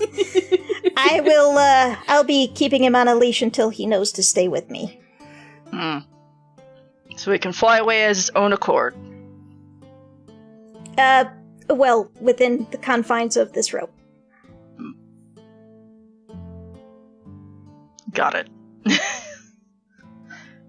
As in, Wenri is probably going to be having this thing tied to her for the next few weeks until it attaches. It will take some time, which you'll have that opportunity as you set sail to the Xi'an Sea. But for now, after a very complicated day of emotions. Yep. Very complicated. We were on a full-on swing here, from happy to sad to happy again. Getting whiplash here. With that, we're going to take a very quick break, and then we're going to come right back and see what happens next. Let's go. All right. So, being said, we'll be back. See you after break.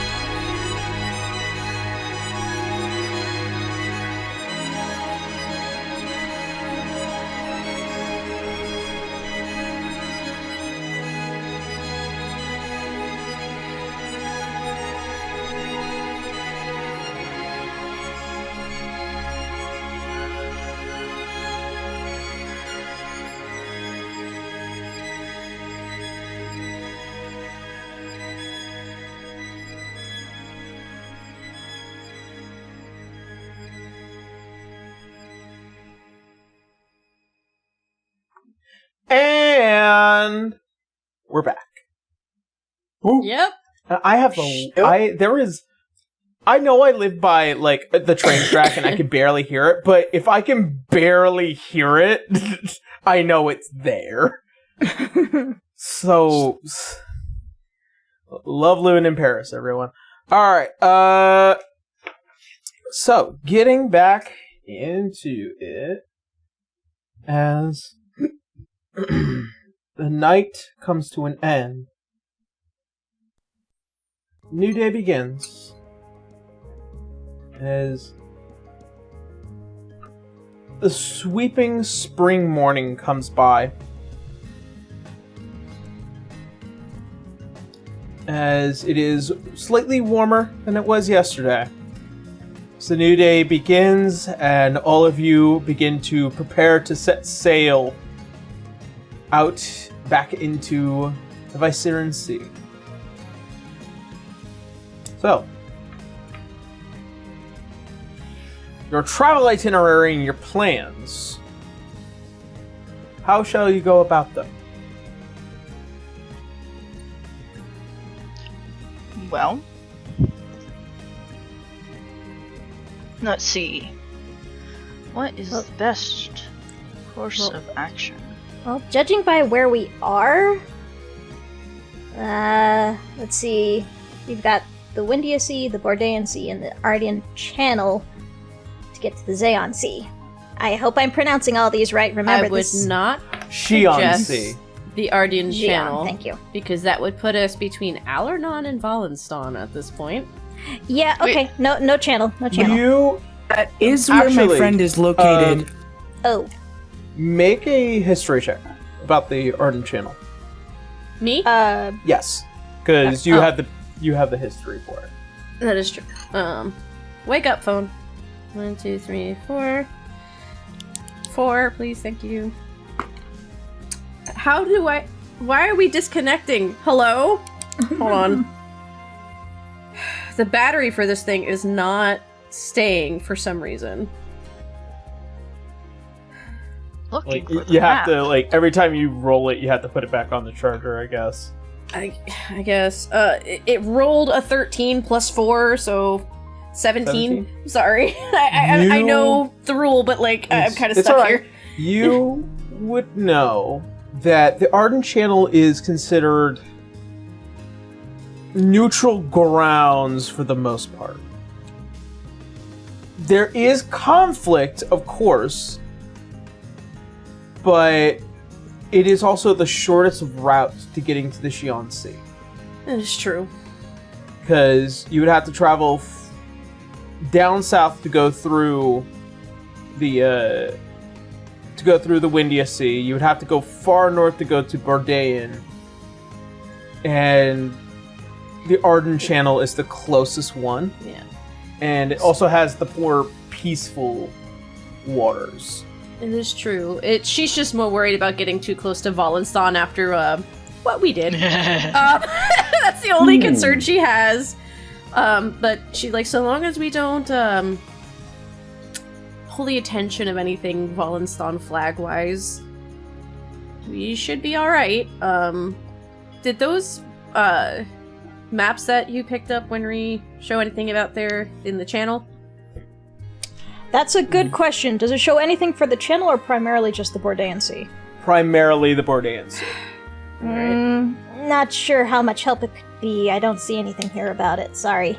No, it's just worth an ask because we did make a name for ourselves, but it was against the Walenstaan Navy. Yeah.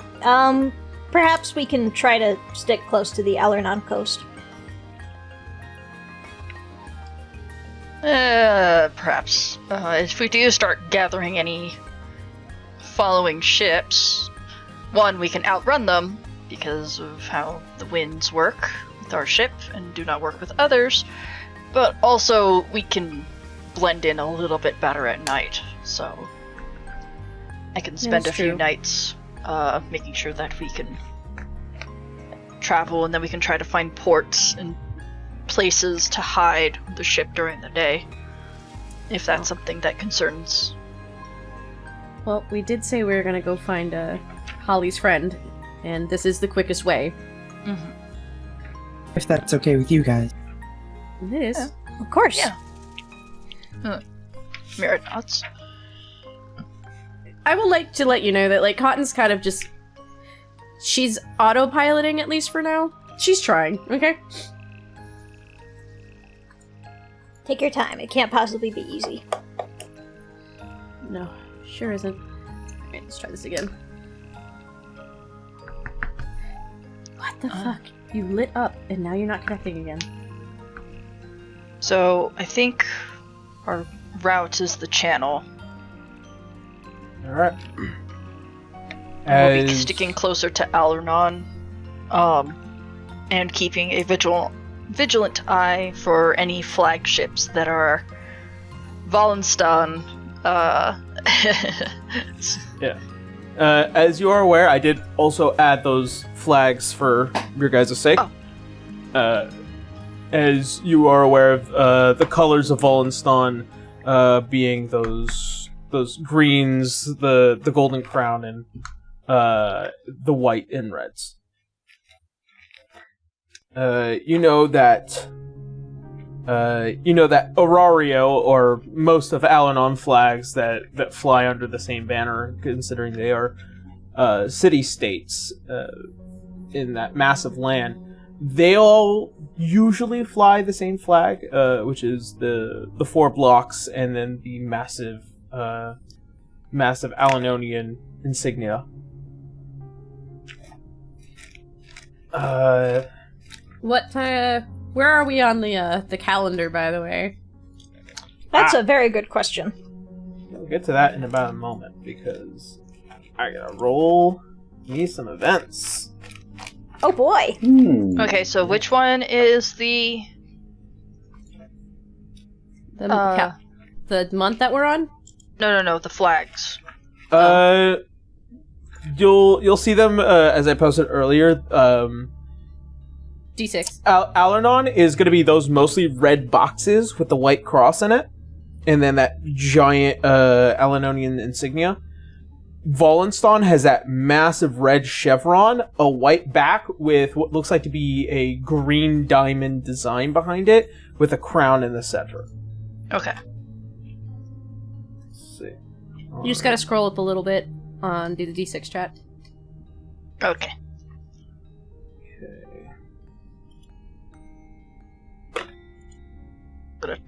I'm gonna kind of separate these out just a pinch. Good to know.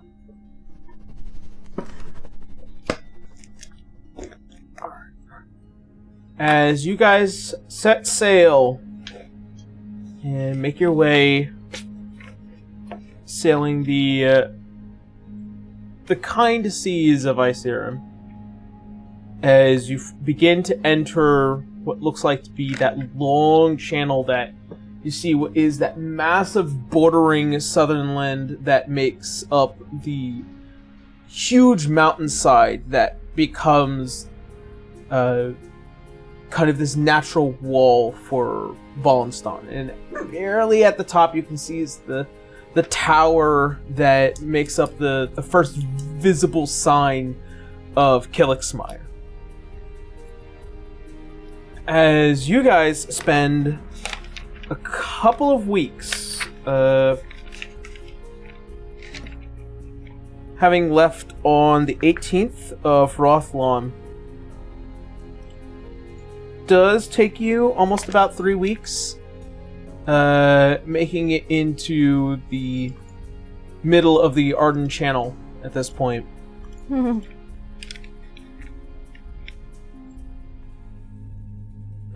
As you hit Nislidian, which is the 4th month here, as you hit on the 5th of Bayed, you notice a small group, an armada, if you will, of sailing ships that are making their way towards this massive island in the middle of the channel. as you pass by what looks like to be that large city that makes up Lycia Bay, and then what would be several days' travel by ship to Lobondel. You manage to take note that the flags that are waving are Alanonian flags. Oh, thank goodness. I was worried that'd be another... Pardon me, I don't know what happened to my voice there. I was worried that'd be another Wallenstein occupation. Keep in mind, we're still pirates. Well, yeah, but... This is not it's not Wallenstein. Yes, better to not be potentially known. Yes. We'll still fly the neutral, traveling shipment. Merchant flag? Merchant flag. Do you think we can prestidigitate these sails to be white again, Reloy? Probably. Oh, I thought I already have a few. Oh, do you just want to put those up? Okay, we can swap them out. I know. It's easy to default to. It's just so useful. I know, but it's good to have the physical thing. As it does take note, by the time of the beginning of the day, you notice that armada is also creating what looks like to be a blockade reaching beyond, under that massive connection of land that makes up the Kayan border, which is this small stretch of this almost land bridge that connects Wallenstein and Alanon. Oh, I see. It's on the other map. Where you actually see Wallenstein. This blockade seems to be designed with intent.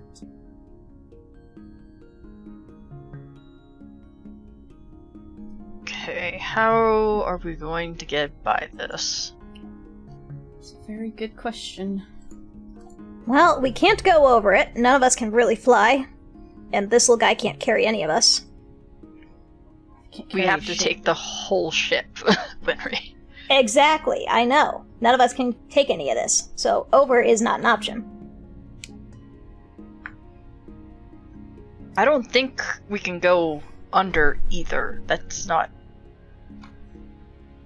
Well, we have to go through it, right? Re-looking at the map. Yep. Alright.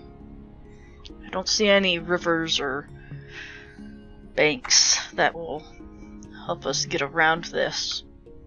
Nope, I don't see anything on my map either, sir. We may have to go through it as law-abiding citizens. Well, don't cause trouble, there won't be trouble. Hopefully. They might get suspicious of our ship in general, because it's a very pretty ship. Yes, it is a very pretty ship, I agree. She will affectionately pat the wood. But there are a lot of strange ships out there.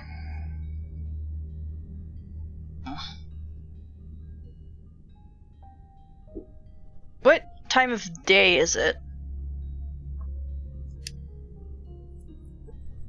It is well within the morning, but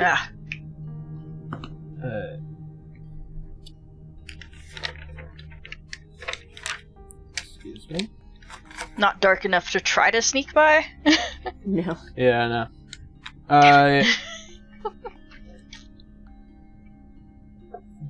After a long discussion of this as kind of idling in the same area for a while, you do take note that a couple of the warships start making its way in your general direction. Okay, everybody, play it cool, just like we rehearsed. We rehearsed it? You weren't rehearsing? No. Oh, jeez.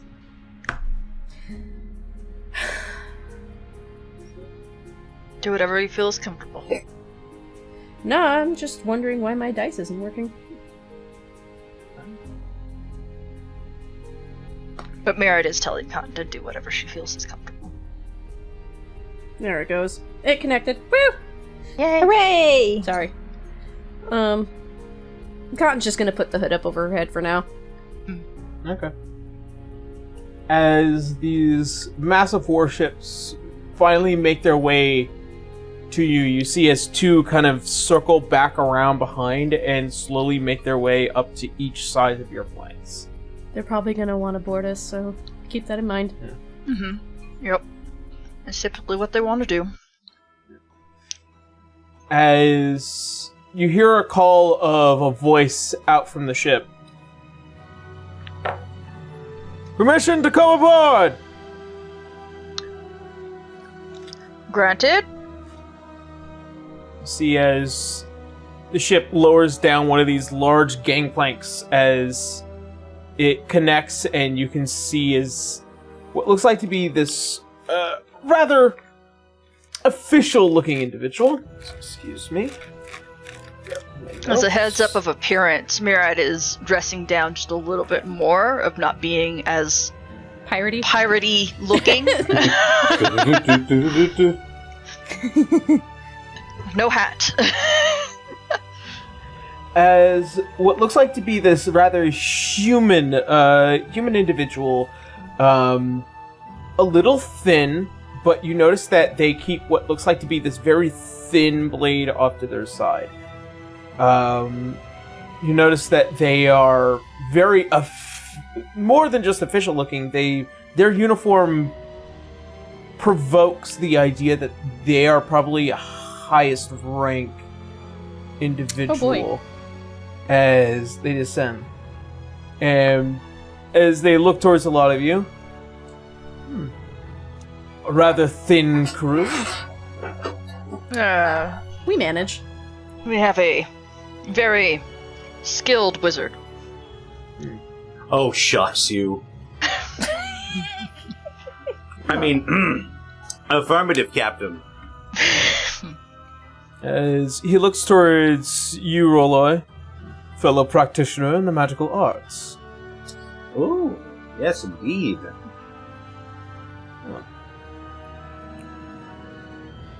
It is unfortunate for me to have to note this, as I recognize you are sailing a trading flag, that the closure of the Ardiynn Channel leading to the Shion Sea is currently under blockade. We've been sailing for a while. This is news to us. Can you let us know what's going on? A recent attack on one of our strongholds from Wallenstein has caused us to provoke a blockade as a means of preventing trade with the southern country. Oh, this is... Oh dear. Oh my. I wonder what could have happened. Oh. The assault on our stronghold, here within the Ardiynn Channel. So, as such, unfortunately, since you do not fly any Aurarian flags, I have to kindly ask that you might have to wait a couple of months or make your way back around. Well, is there no other way we can convince you to let us through? Yeah. To be fair, sir, we've got perishables on board. If those go bad, then that's it. And we're not trading with Wallenstein. Just to be clear. You just needed to get through the channel to get... to the other side. To the other side, honestly. Without going all the way around. We recently, I believe, came from the side of Yimnin, around that area. So, we were just trying to make a straight channel. Right. Perhaps a matter can be arranged. One of the 4 generals of Arario are stationed within the fort. I'm sure if I can have you all go there and probably seek approval and a seal. I'd be more than happy to open the blockade for the lot of you, but until such time, I must follow the laws. Cotton would look to Wenry going, isn't your halfling friend in Aurario? No, we dropped him off at, You dropped him off at Aurario. It was Oh, Aurario. did? Yeah. Oh, well, we can Maybe see we if Rudy's here. Rudy. Yes, Rudy Thatch. We came across him in an unfortunate situation, helped him out, got him back to Aurario. Sergeant poor Rudy thing was- Thatch. Yes. Sergeant? I didn't know he was a sergeant. Recently promoted. He was Congratulations to stationed. him. Good for him. He was stationed out here under the pretense of combat training and to fit his rank, and hopefully set sail with me another couple of weeks. So, if you speak of Rudius, I imagine he might be able to help a lot of you. But again, as I said, I have to follow the understand. law here. Of course, understand, paperwork yes. is paperwork. We understand. Right. Well then. I will have you go and speak with General Maven Poe, and feel free to speak with Rudy Thatch about your current situation. Thank you kindly. So just go this way. Yes, as he points back to that large island where you've seen like a large group of ships have made their way there. Okay. All right. Safe sailing. Thank you. You too. Appreciate it. As you see as he gets back up onto the plank and then makes his way back up to the large warship, for it's pulled back over, and you can definitely see it is a complicated scenario, but respects were made. Yeah. Sorry, I almost threw my phone. It like latched onto my leg as I moved. It almost went flying at my dog. No. Oh no. So But sorry yeah. for the gasp. Mirad lets out a little sigh, just like, good thing he wasn't so polite to actually ask for names. Yeah. They're gonna know. Probably it the regardless. 30th trade ship he's had Yeah, to do this like with. he's like, thank goodness he wasn't like outrageously trying to be polite, and that he was just like, I just want to get this over with. Yeah, it's been a long day. It's Yeah. like, if you guys know Rudy, you guys know Rudy. I ain't gonna talk about this anymore. Yeah. Cotton though would kind of nudge Mirad, going, things are getting really tense. This is probably why we haven't seen Azure at all. Maybe. Things are getting messy all over the place. We're on the aggression against Alanon. Well, if there's war with Alanon, Valensdawn is stirring up trouble in all kinds of places, and then we have Arthur doing whatever the fuck he's doing. World's getting very, very complicated, very fast. Well, for now, we just see if we can lean on our friend of ours and stay out of political situations. As much as we possibly can. I fucking hate politics. We might have tripped over that stick a little bit when we did what we did, but we had no choice. So. We have no choice, and I really hate it. But, yes, let's go see if we can find Rudy. Oh, after we talk to the general. I missed part of the name, player-wise. Her name, Maven Poe. Yep, Maven Poe. Think Kung Fu Panda if it helps you remember. Oh yeah, that's what I'm writing. My dog, and then the last name Poe. Yeah, Okay. your dog, and then yeah, exactly. That's how I was like able to remember a part of it. Okay, and we're going to make this ship turn around magically. and sail back. And it doesn't. Just throw it in take reverse. too Put on long. the blinkers. It doesn't take too long as you return back to what looks like to be this small isle that has been turned into a fort. As you notice, there are tons of Alanonian navymen. Jeez, I hope there's a place for us to park here. Jeez. I'm sure there is. Just try not to look suspicious. There's a few I mean- trade ships here and there, as you might know. I mean, we can let the ship just, like, stay idle and then ask it to come get us if we're taking up a parking space. It's not like anyone could just take the ship. I know. I'm very much liking this, as I don't have to leave a lookout every time to make sure that a whole bunch of people don't steal my fucking ship. Imagine they're trying to, like, go? Move? Just trying to, like, argue with the ship at that point, and it just Get won't out budge. Shoot! I imagine Murad at one point, if there is a whole bunch of people on board, just commands the ship to roll over. Oh, that would be fucking great. I would love that. As you guys make your way up to the fort, and you notice that there is some minor trade here.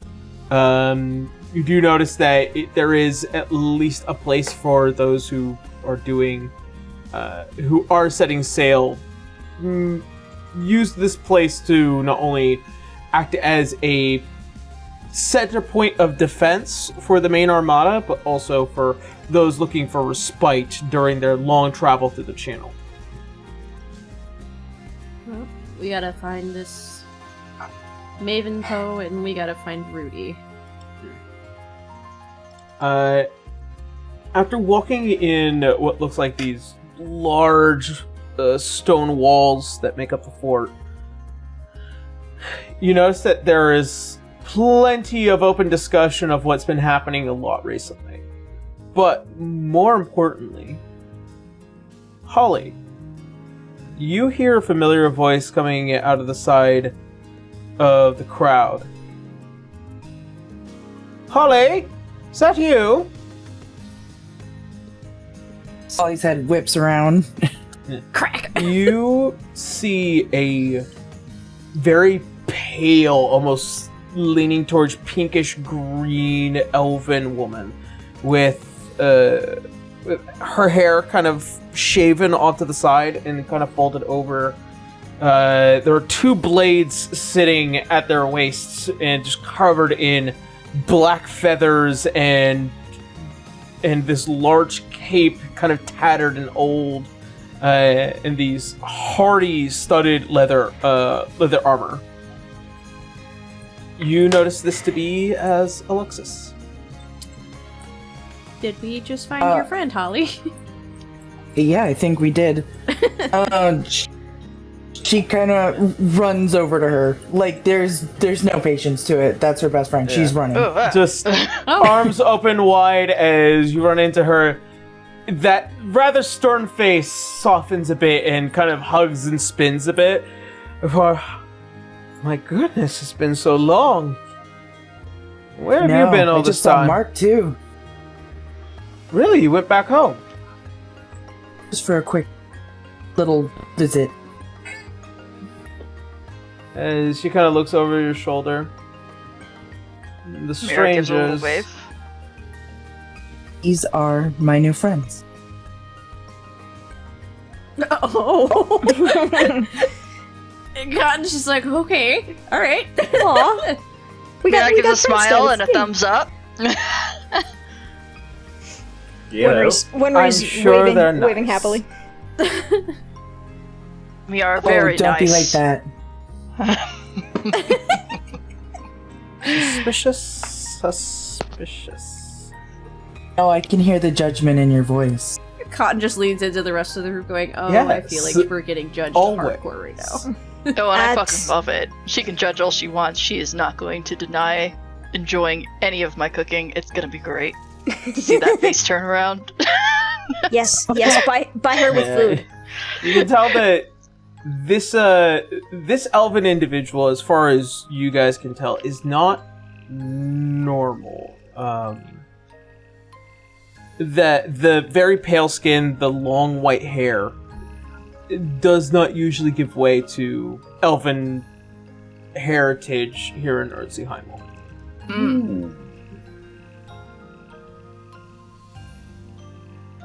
I mean, who's Cotton to judge? Mira does reach out a hand for who's any of a us handshake. to judge, really? Yeah. The true band of weirdos, let's be honest. Yeah, like, we really are the true band of weirdos. It's like, Captain Mirad. Pleasure. She doesn't extend any hand. He does a snap and a finger gun with the hand that he was holding out. Hey. He's like, I'm gonna embarrass the fuck out of Holly and it's gonna be great. It's Dad Mirad! Everybody run! He's gone into dad mode! Holly watches that entire interaction and is like, oh. Mirad gives a Okay. big ol' smile. Listen, Cotton's been going through a lot. This is making her try not to laugh right now. She knows exactly what he's up to. She gives Alexis like a really tense smile and is like, I was sent to them by the Raven Queen. I think. I can tell. Wait, you've met my husband, Mirad. I'm Cotton. This one's Reloy, and this one is Wenry. And Hello. the little guy, I'm assuming that you have the little dude with you, is Hornsby. Yes, this little one is Hornsby. He's gonna be leashed to me for the next while until he learns to stay put. By the way, roll me like 3 animal handling checks. Yeah. And I would like to point out that Cotton does not reach out her hand for good reason. Oh jeez. Oh jeez. Oh no. Oh jeez. Oh no! How did that get worse? Wow. There's a reason why he's still on that fucking leash. Wow! Incredible. He is wearing a special type of Harness. As well as a muzzle that Mirad has crafted for him to prevent him from fucking pecking people nearly as much. He'll still peck, he just won't bite. Maybe we should think of a safety enclosure for him on the ship when we can't really bring him with us when we... I suppose that's a good idea. It's like raising a puppy. It's so hard to get them to Fucking do tell me what about you it. need them to do. I feel like during the few weeks where Cotton was depressed, as she met Hornsby and her depression got better because of the weird shenanigans with this bird thing. Small animal. Listen, I've got to socialize him. If I don't socialize him, he's gonna be weird around everybody. At least one of those times, he has tried to make a nest in Mirad's little turban hat thing. I am so sorry. I'm gonna bundle up this over here. Right. So, This is incredibly entertaining. as Alexis mourn as she looks back towards you, Holly. Well, what brings you to the fort? Well, we were sailing through the path, and Mark did ask us to stop by and see if we could kick with you or give you support of some. Well, it's nice to know that big galoot is more than willing to pass out information that is supposed to keep my affairs private. Knowing him. To be fair, we are trying to just get to the Shion seat as well, so everything kind of coalesced together. Well, you're going to find that very difficult. Yeah, we've been catching wind of that. Yeah. It's been quite difficult in every which direction. Not only has trade completely died between the East and the West, at least for the Ardiynn Channel, and many of its city-states that follow along it. It's also been a matter of dealing with Maven, as per her desires to seek aid from those who worship the Raven Queen, given her disposition and her family's disposition. Unfortunately, burying the dead has become a main priority after what had happened. Oh boy. You need help? Potentially. I'm good at digging. Just massive pause. Nothing like that. She kind of like looks in either which direction and kind of pulls you all off to the side. You want to help? If it'll also help us get to the other side, sure. It's good to make favors. I can assure you that Maven would not just let you waltz through that barricade. Or that blockade. Oh no, we wouldn't expect it, especially with what's going on. Nuh-uh. You've got to protect your borders. I get that. So, there have been a number of concerns that there might be a few among us who have given away some priceless information. There's a rat in the fort. Oh dear. We need to figure out who it is and have proof. Okay. And that's what I've been trying to deal with. Stamping out mutinies, traitors, and occasionally burying the right bodies, giving them their rights.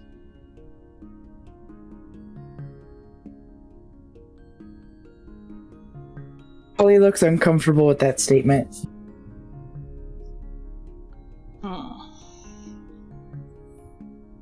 Well, do you have any leads on or suspects? So far, at the moment, only one. Oh? Excuse me.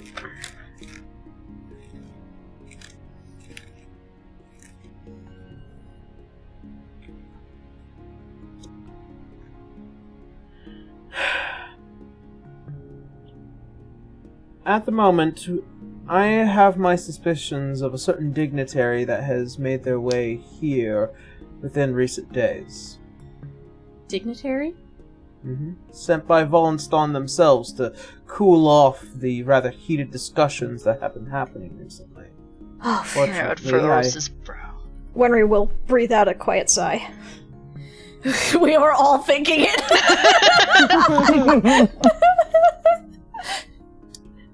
A congressman from the Congress of L4, William Moel. I'm sorry, say that one more time. William Moel. Connor. Mowell or Mawell? Moel. Like Moel. Like Gotcha. Moe's and a well. Moel. Gotcha. Thank you. Does Cotton know that name? Given her dad. Does Murad know that name if he's any part of like a pirate or criminal thing because of Murad's pirate background? Yeah, make a history check to anyone that wants to make it. Can I have guidance from Holly, please? Granted. We'll see what Wenry has to think about it. Dirty 20. Grunt. Okay. Oh, it's not gonna help. It's a 2. Why? Wenry only got a 13, so... I'll go with your dirty 20. Yeah, dirty 20. Alright. 25. Hell yeah! Wizard! Okay. Smart boy. So, Murad and Roloy. As far as information goes, in the scope of William Moel, he is a kind of up-and-comer within the political space within Volenston, raised by a very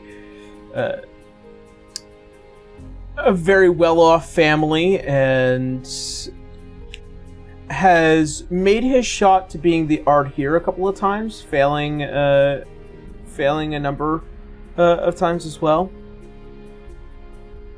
The more potent end of his endeavors is that he also oversees the Dawning Academy, in a way, as he is one of their massive contributors and is also somebody that scouts young talent throughout Wallenstein for the Academy. The Academy is full of amazing fighters, mages, researchers, people within their fields that would go on to have amazing careers. So he's prominent within his community, but him as a person is unknown for reasons that cannot be identified.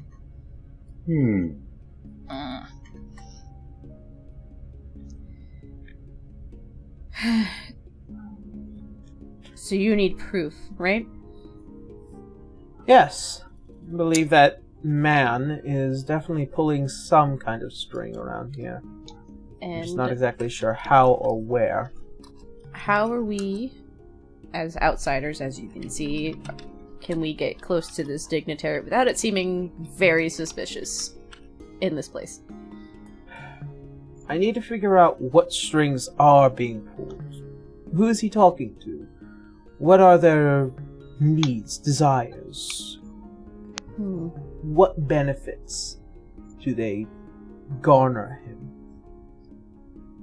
See if he's blackmailing anybody.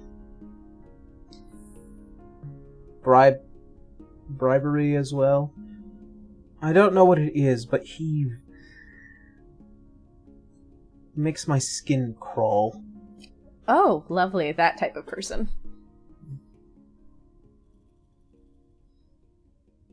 That's not good. Do you have a description of him? Yes, rather tall, humanoid man. Some slight coloration within his hair. And I guess by general standards, handsome. Not that I care. I'm assuming since he's a dignitary, very well-spoken. He definitely knows his way around people. Be on your best guard.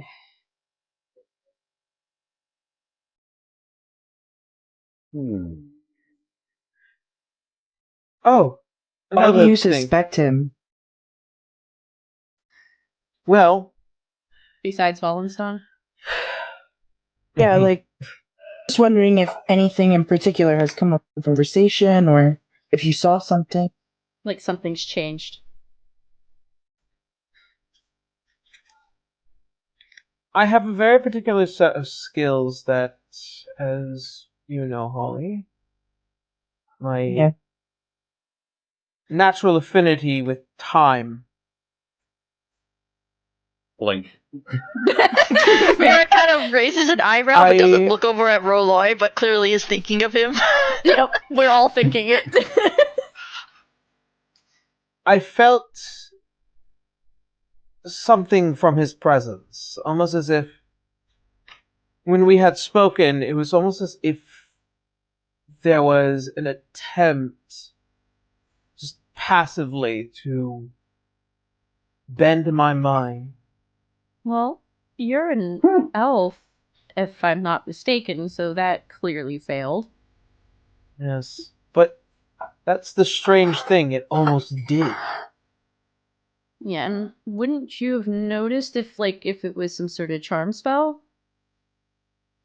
I would have if he was casting something, but he wasn't.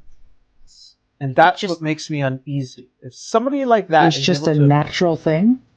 Exactly. That's dangerous.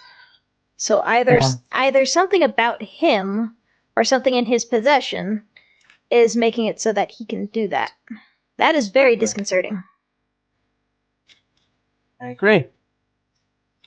Well, we're neutral, so we're not too suspicious, but we can't seem too eager to meet this guy either, so. All I know is that he is going to be here for quite some time. So, I have to make a choice.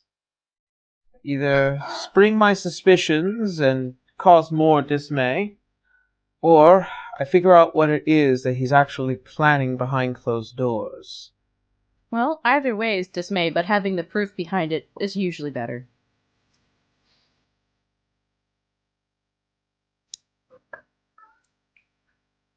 Can't disagree with that. You think outing the rat will open the channel? At least get him kicked out. Well, if we happen to do this ourselves, we can gain favor, and we may be able to go. That too. That's fair. While also hopefully staying out of the actual official political sides of things. Yes, I hope so. No offense, but... Gaining the favor and the respect of being recognized for doing something good for overall. Yeah. And perhaps once we get this done, we could exchange some notes. Cotton looks at Roll. I happen to be a chronology wizard myself. There it is.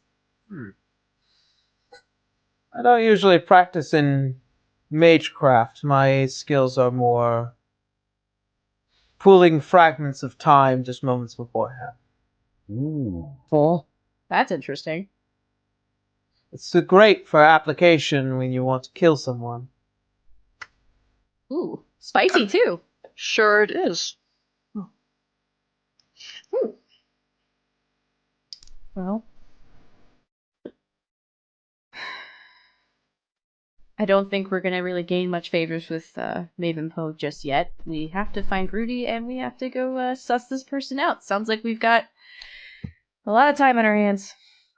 You know, if Rudy is as well connected as he sounds, he might have a little bit more information on William. That is true. Though, depends on how much they've been keeping him busy with his new... But also, prizing him Training. of being wary around this guy is probably also a better idea. Yeah. It certainly helps. It certainly helps to keep friends in high places when they're there. So,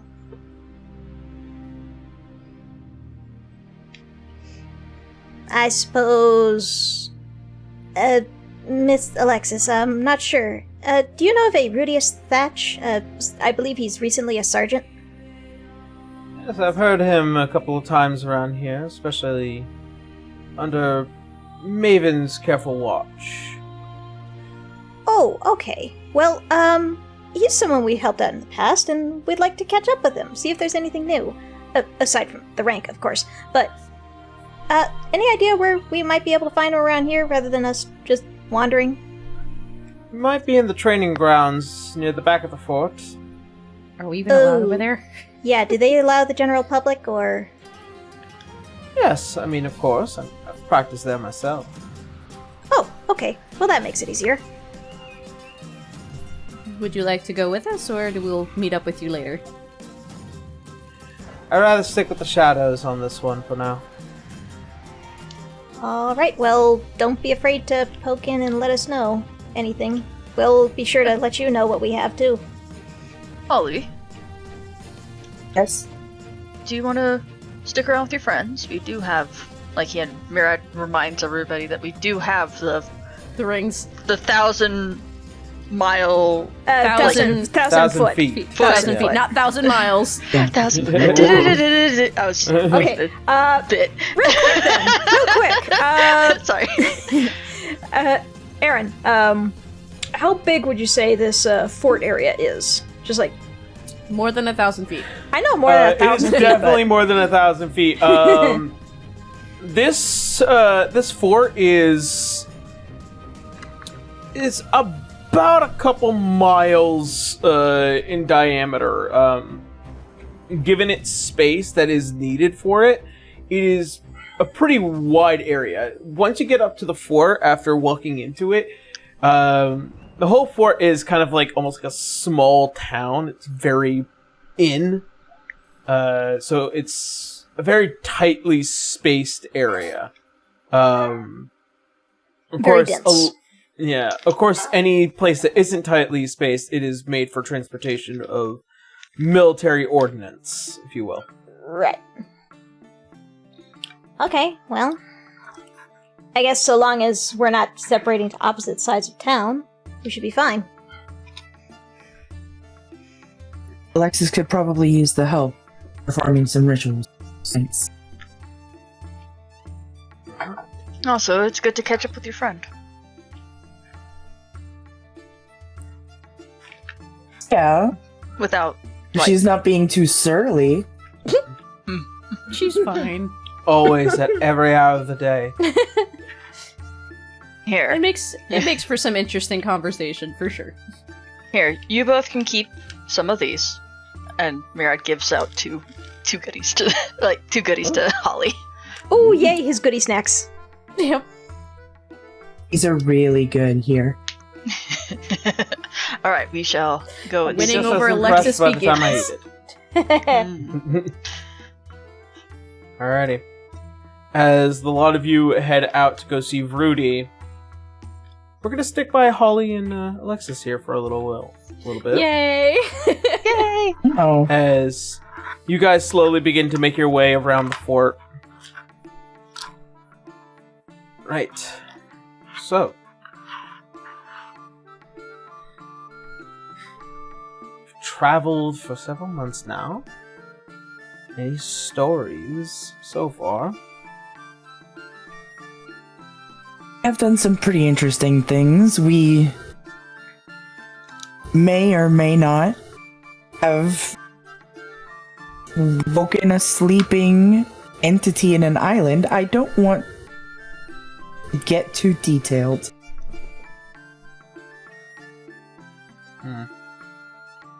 Well, I've been posted here for the past several months, so... anything new and interesting sounds far more exciting than the constant complaints of having no one to sleep with, especially by sailors. Everyone's always barking up the wrong tree with you. I'm so sorry. Day in and day out. Well, most of the time we're just sailing. Though it's, pouring time out at sea, meditation, connection. But when we do end up on land, we somehow always end up doing something strange. Strange. Like good strange, bad strange? So far, it's all been good. I wouldn't do anything that the Raven Queen wouldn't approve of. That's fair.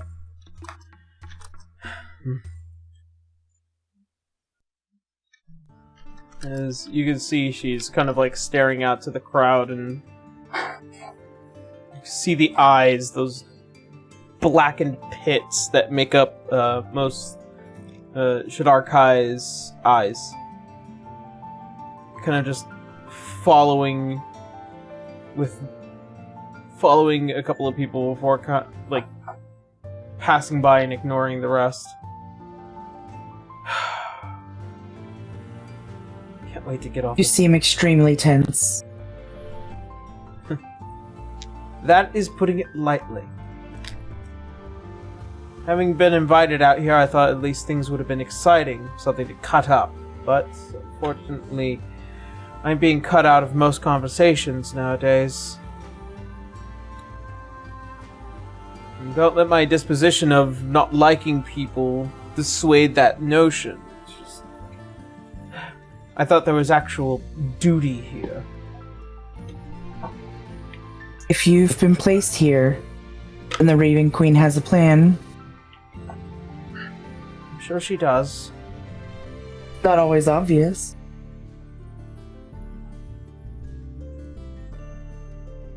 I've just grown a bit more concerned than usual. The pressures of Alnston making their way down the mountains, and Al-Anon trying to remain steadfast. Vale is currently dealing with their own problems with werewolves. And Werewolves. yes. And of course, Low Bundle has begun to put efforts to holding themselves up after the whole thing with the Peace Summit.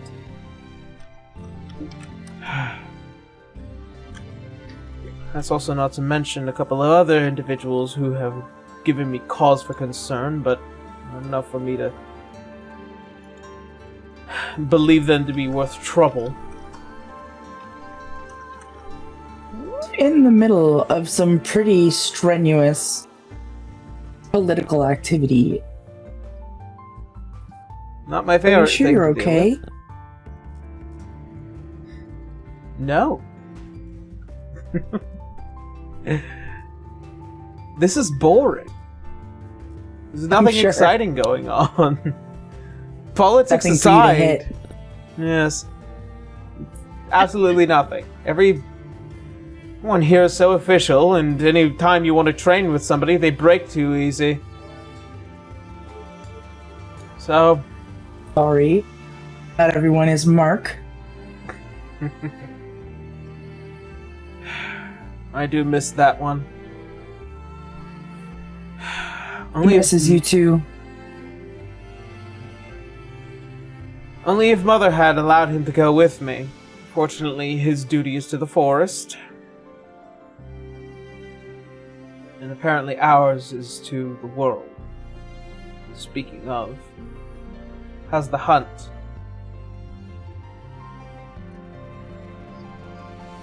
Well, I haven't seen her in a bit.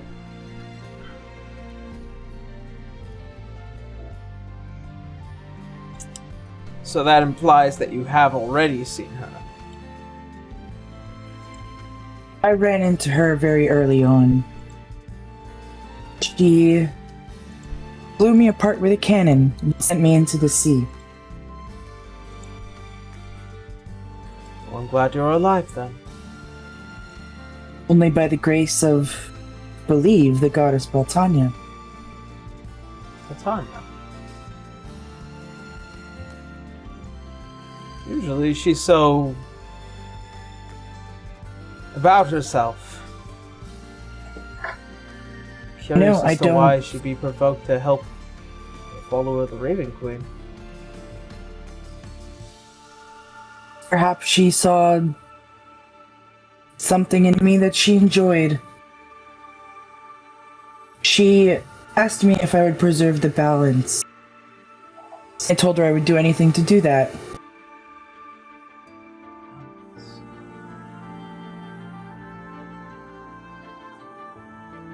That aside,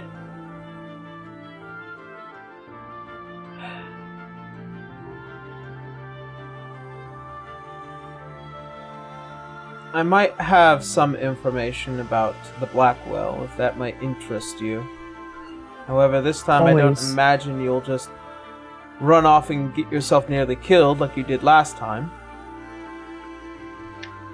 I didn't just run off. I was sent out. Sent out with the information I gave you. Okay, but that's not running off. Fair. The Blackwell is currently causing a lot more issues. At least on the east end, especially for Hollingrad. Apparently, they've been doing some rather notable runs at some creatures along the Oropos Sea. Apparently, they've been hunting for something. Not exactly sure what, but they've been out there for weeks now.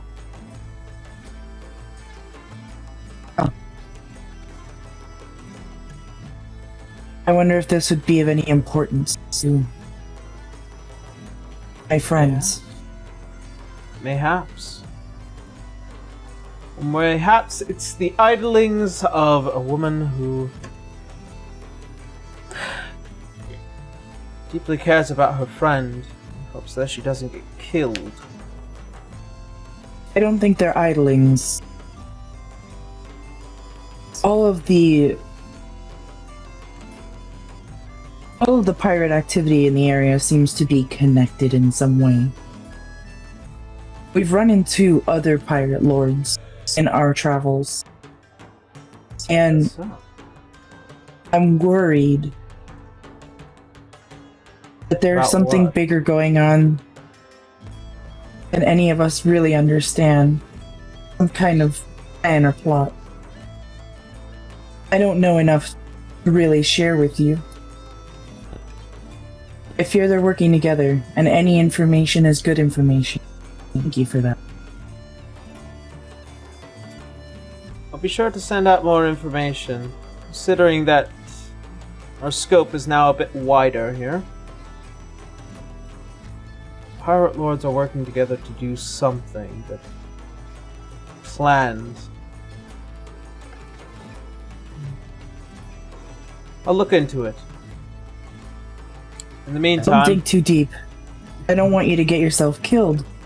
Getting into things and becoming a suspect of some kind. I wouldn't worry about me. You know how I'm able to get myself out of trouble, time and again. I just don't want to bury anyone else. I know. I know. He kind of puts a hand on your shoulder and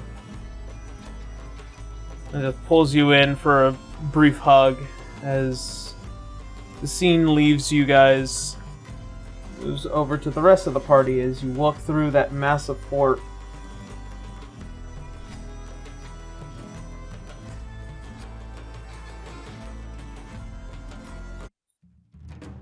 As you reach what looks like to be this large combat area, you can see what looks like to be several training dummies, stacks of hay where ranged fighters make their shots at. As you make your way through what looks like to be these stalled fences, so that way there are separated spaces, you reach one where you guys notice a dirty blonde-haired, very clean-looking halfling individual, as they're currently performing what looks like to be a form of nature magic. As they're using what looks like to be these long, water-like tendrils to pull dummies closer. And you can see that it's... You can see that there's a little bit of frustration along with it because it takes so long for them to get around to it. As a lot of you kind of make your way to that open stall, you can see one of these large Ardiynn guards kind of just like points to how they could have improved before kind of just tapping them on the shoulder and is like, all right, that's enough, time for lunch. Cotton just nudges Winry. You should call his name.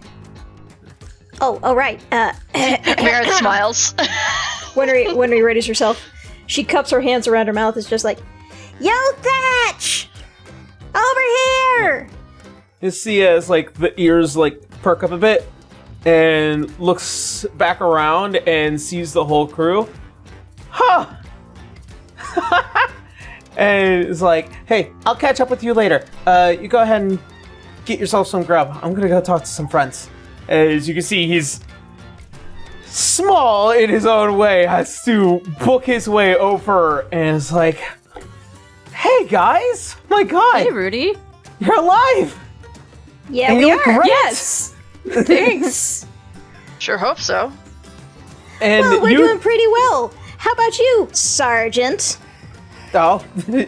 As you notice, he is, what was, when you guys traveled with him, was that rather torn and rough-looking, tattered, uniform is this very clean red uniform with those silver accents that kind of represent the white for the nation, as well as that large symbol on the chest.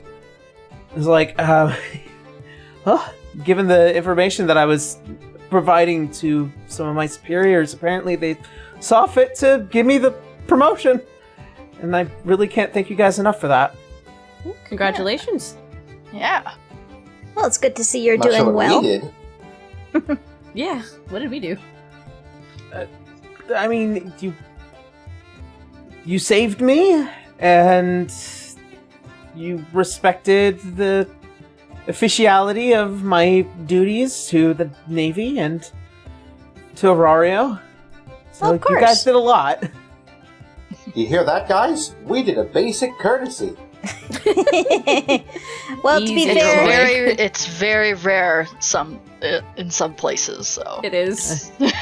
I mean, as far as, I know you guys are pirates and all, but like, Don't even say the word. Don't even say the word. Don't even say the You word. know, Yeah. honestly, sometimes it doesn't even really feel like it.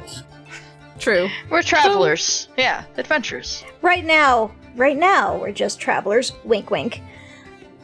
But yes, we've been on a little bit of a chaos adventure ourselves. Man, that island was fun, wasn't it? Well, that second part was after. I know. But still, how about we catch up? Let's go. yeah. Away from all these other soldiers and guards. Yeah, as he kind of hops the gate and makes his way over, and as all of you make it to this rather crowded mess hall, you can see what looks like to be several varieties of different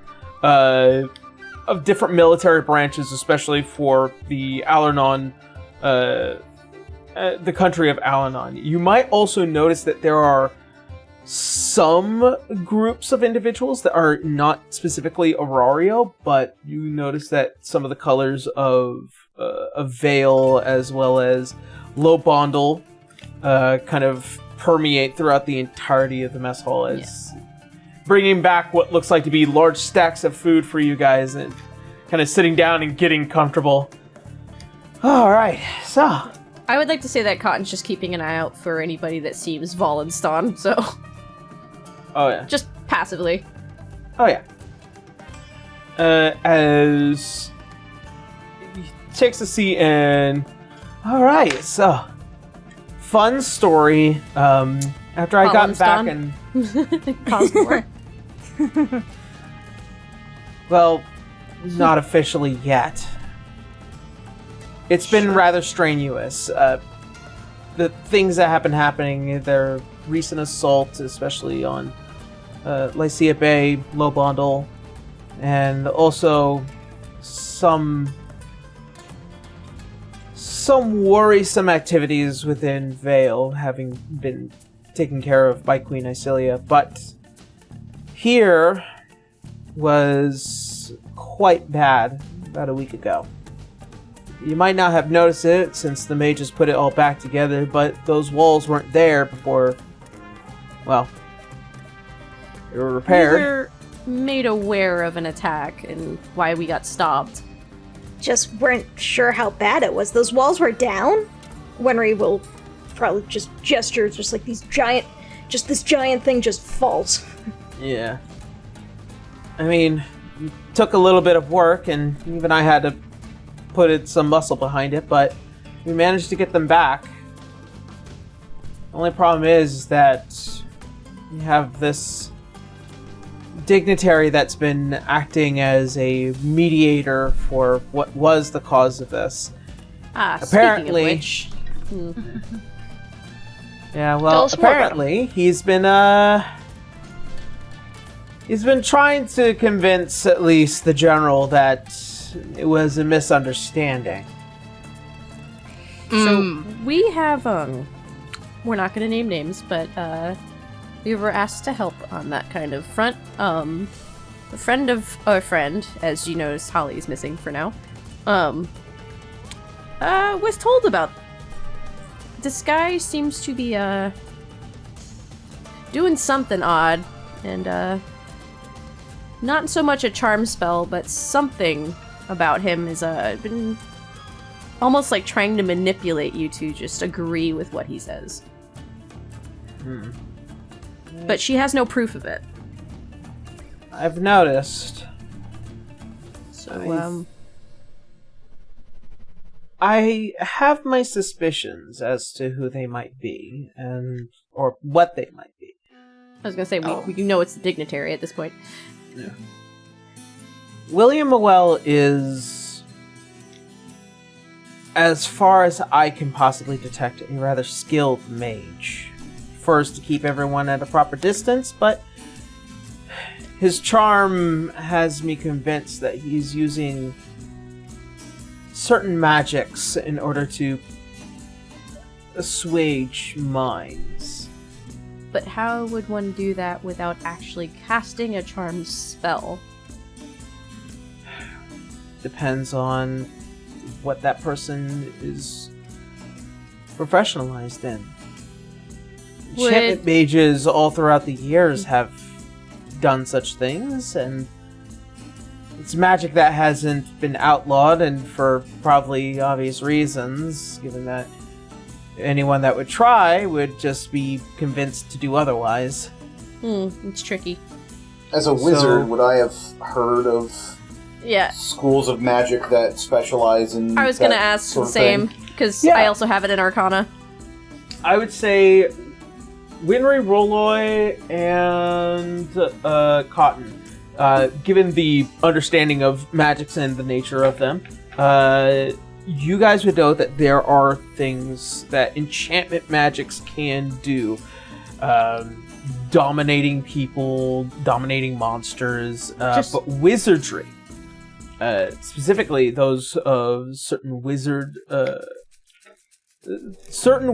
practices, especially the School of Enchantment. There are ways that allow them to just naturally charm people without having to really cast any magic or spells. But you also would know there are specifically certain creatures that do this as well. Somewhere back in some of your minds, I would say Rolla, you would know the best because your Arcana is the highest.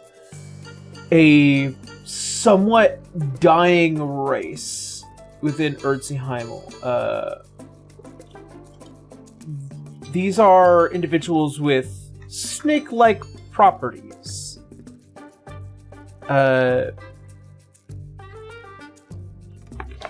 Yuanti? Yeah, the Yuanti. They had thought to been exterminated back during the age of esoteric, before the War of Lumeria. The Yuanti and their god, who's now since been removed. Deleted. Do have, Salazar. depending on their lineage, do have magical capabilities of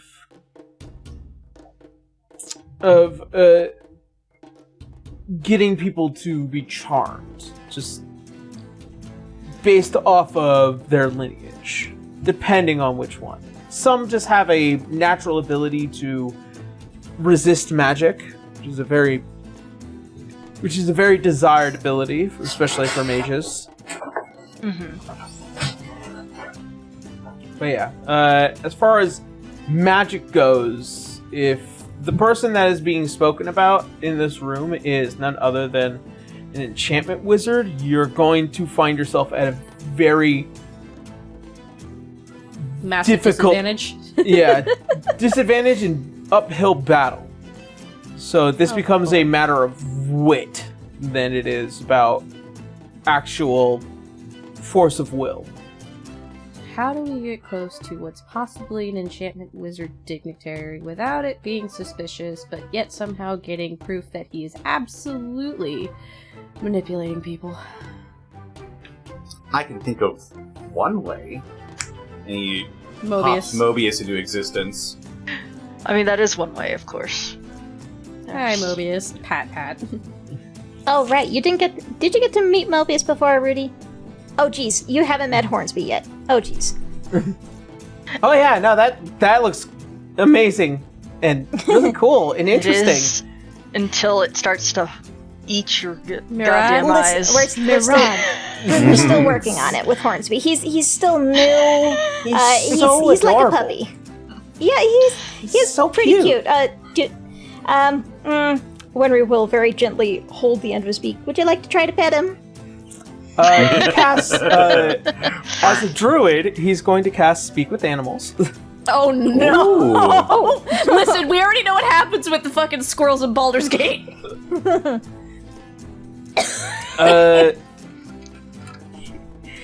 As there is this weird exchange of clacking, squeaking, and hissing. Oh boy, Mirad, he's gonna speak. Winry is just watching this like a tennis match between each of them, just looking between. And by the time it all comes to a conclusion, well, he is a very lovely fellow. He's actually not exactly excited about the whole harness thing, but I think he's trying to understand what's going on here. But that's besides the point. Safety? Safety, as well as I'd like him not to fly away from the ship as much as possible. I've grown fond of him. I'd like to keep him around. As he leans over to Hornsby and like begins that process again, you see as Hornsby looks back at you, Winry, and then looks back at him, then back at you. Ow! Winry He'll respect that. Winry will probably take a little strip of fish, just like, you hungry? And it's just like that large beak comes over, just. There's a good boy. There's a good boy. Cotton will lean over to Reloy and So Mirad going, adorable. should we tell him about the whole thing that happened on her island? I think that's a story for another lovely day. I think maybe less people that know about that immediately, what with their attempting to be peace talks, the better. Alright. Obviously, we know we're not going to go anywhere. We just don't want to play any hands too soon. Listen, And also, it's a fun story for a campfire. We can tell them that story Yes. later. When it's not Technically- yeah, serious later talk. when we're not in a mess hall with a lot of people listening in, possibly. She's whispering to Mirad and Reloy while you're having a conversation with Rudy. Whisper. Yeah, that's all that's been happening around here, and having to deal with other problems as well. Has your superior been okay around this guy, by the way? Maven's got a mind of a steel trap, so it's he would find it extremely difficult to convince somebody like that, especially as a general of Auraria. I'd hope so, because titles really don't make you immune to enchantment. No, but titles are earned. Yes, again, titles are one thing, enchantment magic is another. You could tell as like him hearing that, as especially as a military official, it's kind of like I could understand the layman of it. Yeah, she's just like, I get that he's like up there, but like, yeah, this sounds really dangerous. Okay. Aside from that, yeah, just been spending time here training up. I mean, goodness, after everything you guys showed me that you were able to do, I mean, I couldn't be any more inspired to wanting to continue this path. Well, that's No, good. I'm glad.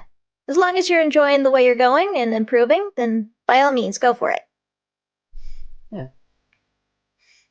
Kind By of the like, way, what was it you were working on out there? oh, just some combat maneuvers, mainly because well, if they're going to give you a higher rank, you better be able to fight your way through certain situations. And after last time, you don't want to repeat, you know? That's fair. Makes That's sense. fair. Besides, learning more about connecting with the ocean is a very interesting task. As we can attest to, connecting to the ocean is quite interesting. Wouldn't you say so, Mirad? He was thinking of like that exact thought of like, it's like, yeah. He's Yeah, been you're a captain definitely- for a long time. He's been on You're all these definitely boats. connected to the ocean. Yeah. We're not talking about that part. He was like trying not to rub his eye. Beltania is just grinning ear to ear, like, yes. Yes. he he kind of just like has a little shiver, but it's just like tries to look nonchalant. Right. But Yeah. yes, as for what we've been up to, The ocean is it's an interesting place, and I've always thought that the ocean is a very fascinating thing, full of mysteries and dangers, of course, but well, it's only considered very dangerous because there's not many people know everything about the ocean. It's still very mysterious to us. So I guess there's some fear, but there's also some fascination with it. I agree. but yes, as for the fun little reason of coming across Hornsby here, we stopped off at Homegway, my home island. Great little place, lovely. And turns out, before we left, this little guy made his way on board. Oh. I found him not too long ago, just trying to rifle through our stores. I'm still sorry about the turmeric there, Mirad. Why he was so irritated when he came back upstairs?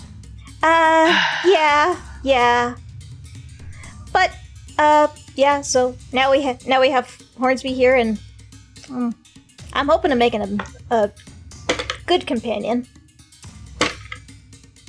Just treat him with respect, and he eventually return the same. Mm-hmm. Oh, yeah. Fine.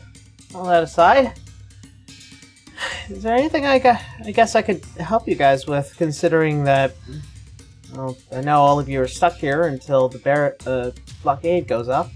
Well, it seems like it's kind of turning into a talk with your superior, but also figure out this whole thing with this dignitary thing. We'll all eventually grant us access to the other side. Well, let's hope for at least an improvement of the situation. I could definitely try and get you a meeting with Maven. Wouldn't be too hard. We'd appreciate it. Yeah, very much appreciated. With that, I need everyone to make a dexterity saving throw. Oh, Dex? dear. Dexterity saving throw? Is this a spell effect? Nope. Okay. All right, Winry's got a solid 15. Do you need me to roll for Yes! Hornsby? Yes. 19, technically. I get advantage on it. Oh, geez, nice. I didn't want to read the second one, but okay. Okay, so how do I roll for Hornsby? Let's see. That You should reads see it in your now. extras. You should Okay, be so- able to Okay, so see what he has and then roll a d20. Okay, so roll a d20, and it looks like it's a +1, so Why'd the music change? that would be a 19 for Hornsby. So Hornsby and Cotton both got 19. Okay. I got a natural 20. Winry got a 15. 14. 14. And Holly? Holly's not there. with us. No, I also wasn't need there. Holly too. I need Holly. Oh my god. What? Is this an earthquake? It's a dexterity saving throw, right? Yeah. Yep. Also have to roll for Oh Alexis. no! I got four. That's a 4! Listen, Holly is with Alexis. You're next to Alexis, right? Yeah. Roll that again. She's gonna use one of her abilities. It's god. Oh no! It was only a 5 now. What is going on today? A lot of you are sitting there comfortably, guards down. Not a worry in the world. Oh no. Connor, Oh, I jeez. sense so much bullshit about to happen. A tingle at the back of my neck happens. Winry, you feel a crawling on the back of your neck, almost as if the energy is literally about to shift as you, with the Cling Hex, grab Hornby, tuck him under yourself, as suddenly behind you, the barrels that are assumed to have been food ignite. Oh, jeez. As the entirety of the mess hall is blown towards the kitchen. Oh my god. See. I got a natural 20. It was a 19 because I had advantage, Yep. but I didn't read the 19 because... Cotton, Winry, Murad, and what was Rolloy's? 14. Rollo was a 14? 14, yep. Rolloy, you're the only one that didn't succeed. Oh no. As jeez. you all take 30 points of fire damage, half if you did succeed, so Rolloy, you're taking the full 30. Oh no.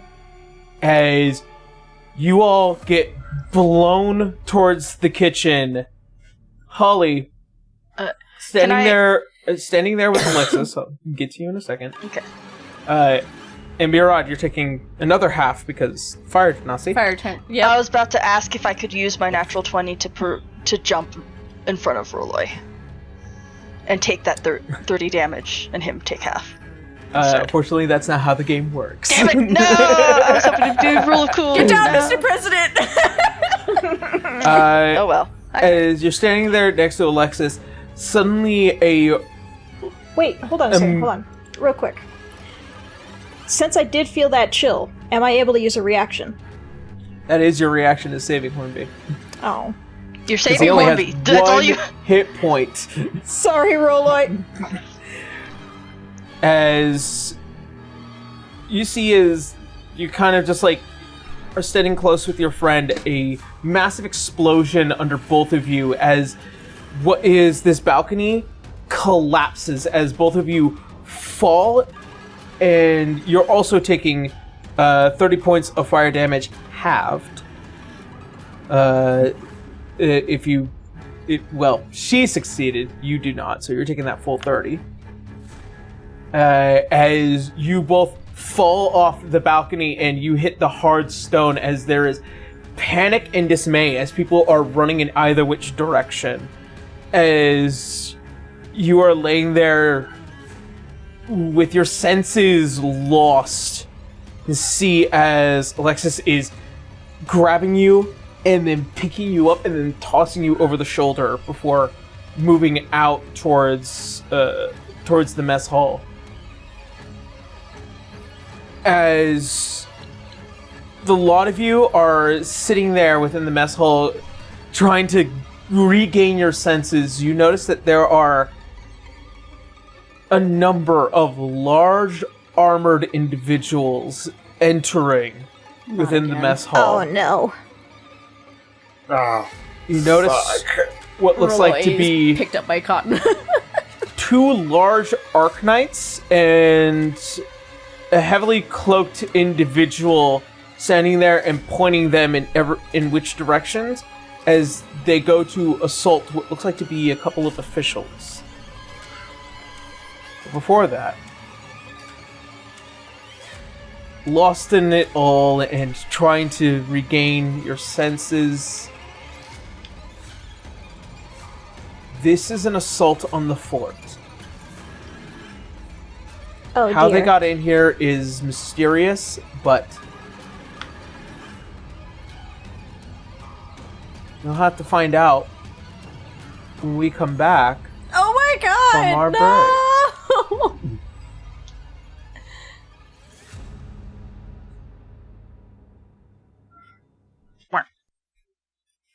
We saved Hornsby at least. So much for the fucking peace talks. Right? We just got here. Ow. I'm so sad that I couldn't use my nat 20 plus mobile feat to just, go... I know. Get down, Mr. President. I was willing to take all that damage, by the way. I'm so sorry, Roloy. I wanted to use my ability to help you.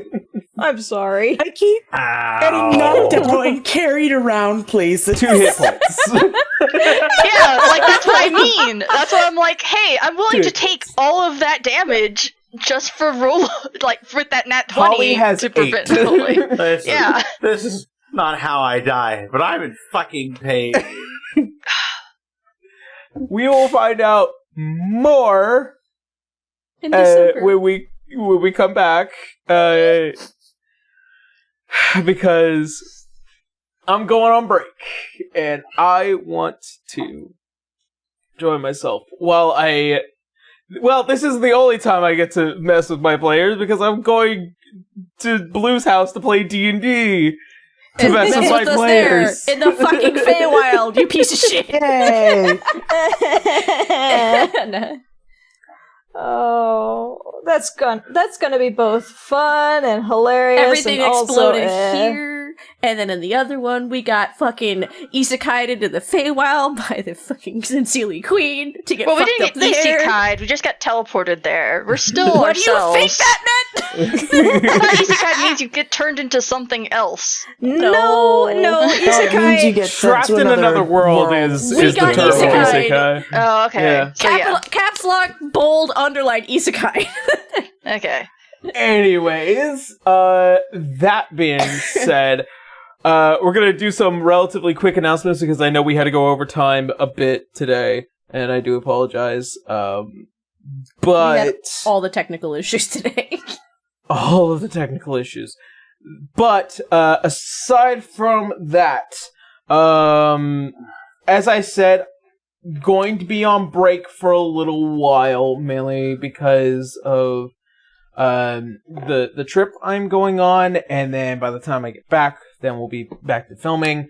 But for now, I want to thank not just all of you as we reach into the second chapter of the story after our rather tumultuous first one. I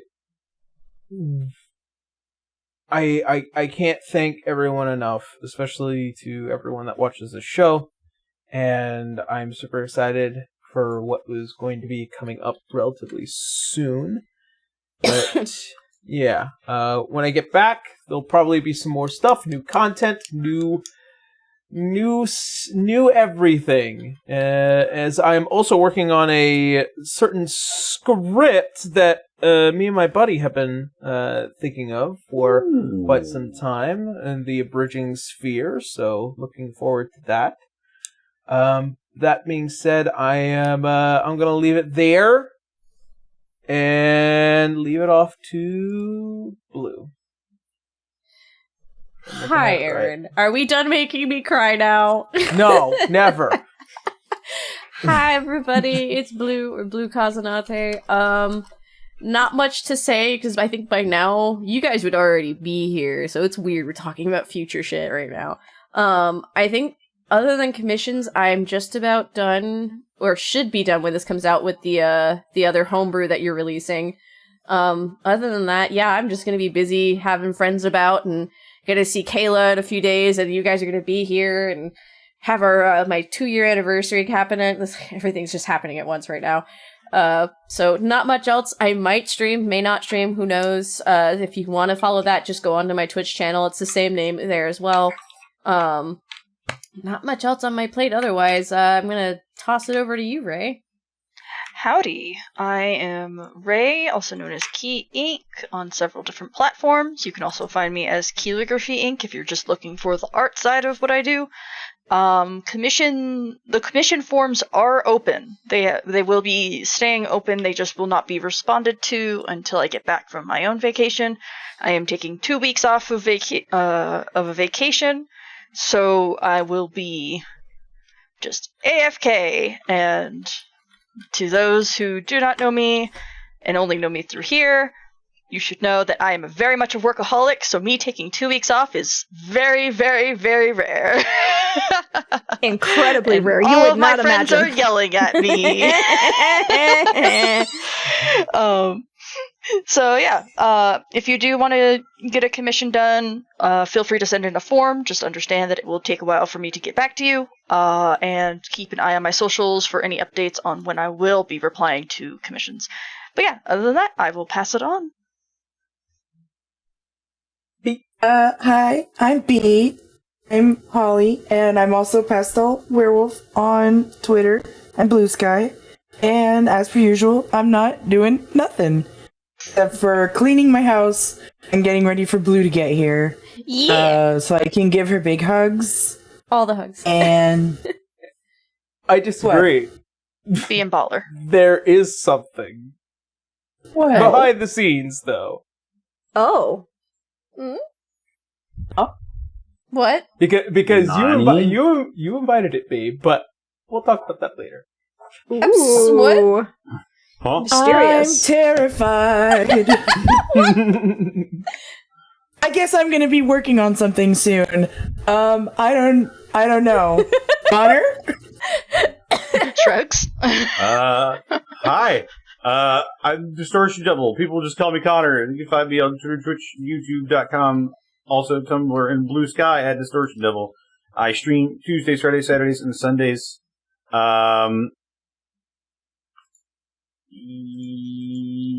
Yeah. Also, check out my DM's Guild. I release 5th edition content, including spell stuff. Fulgurmancer's Guide should be out by now. Check it out. Leave a review. Hey. Hell yeah. Okay. All right. And I guess last but not least is me. Hi, everybody. I am Kendra, also known as Transient Day, pretty much everywhere out on the internet. I've been trying to stay away from Twitter for obvious reasons, and oh boy, it's by the time this comes out, we'll see how bad things are. But yeah, I'm trying to get back into being on Tumblr and on Blue Sky in particular. So hey, you can find me there, and you'll get to see all the weird stuff that I'm into. Fun weird stuff, not weird. I promise. I mean, weird is pretty good too. Anyway, like it a little But that's weird. me. I also am going to be babysitting the Tiki-Taki. I'm not sure how much of a vacation I'll be taking while everything else is going on. I might just be keeping up with the TikToks while episodes are uploading, but after that, I'm taking a break. Whee! Woohoo! Whoa! I do have a thing that I'm working on. Trying to get it done, make it nice and decent, but we'll see. Yay! Give it time. All right. Is that all? Nothing else pressing? Nah, just an Nope. assault on a fucking fort that we decided to get here 5 minutes ago and everything exploded. Them's the Why breaks. does chaos always follow us? Pirates. Pirates! Alright. That being said, thank you all so much for watching. Thank you for joining us. Please stay safe out there. We love you. And as always, see you next Sunday. Good night, everybody. Bye.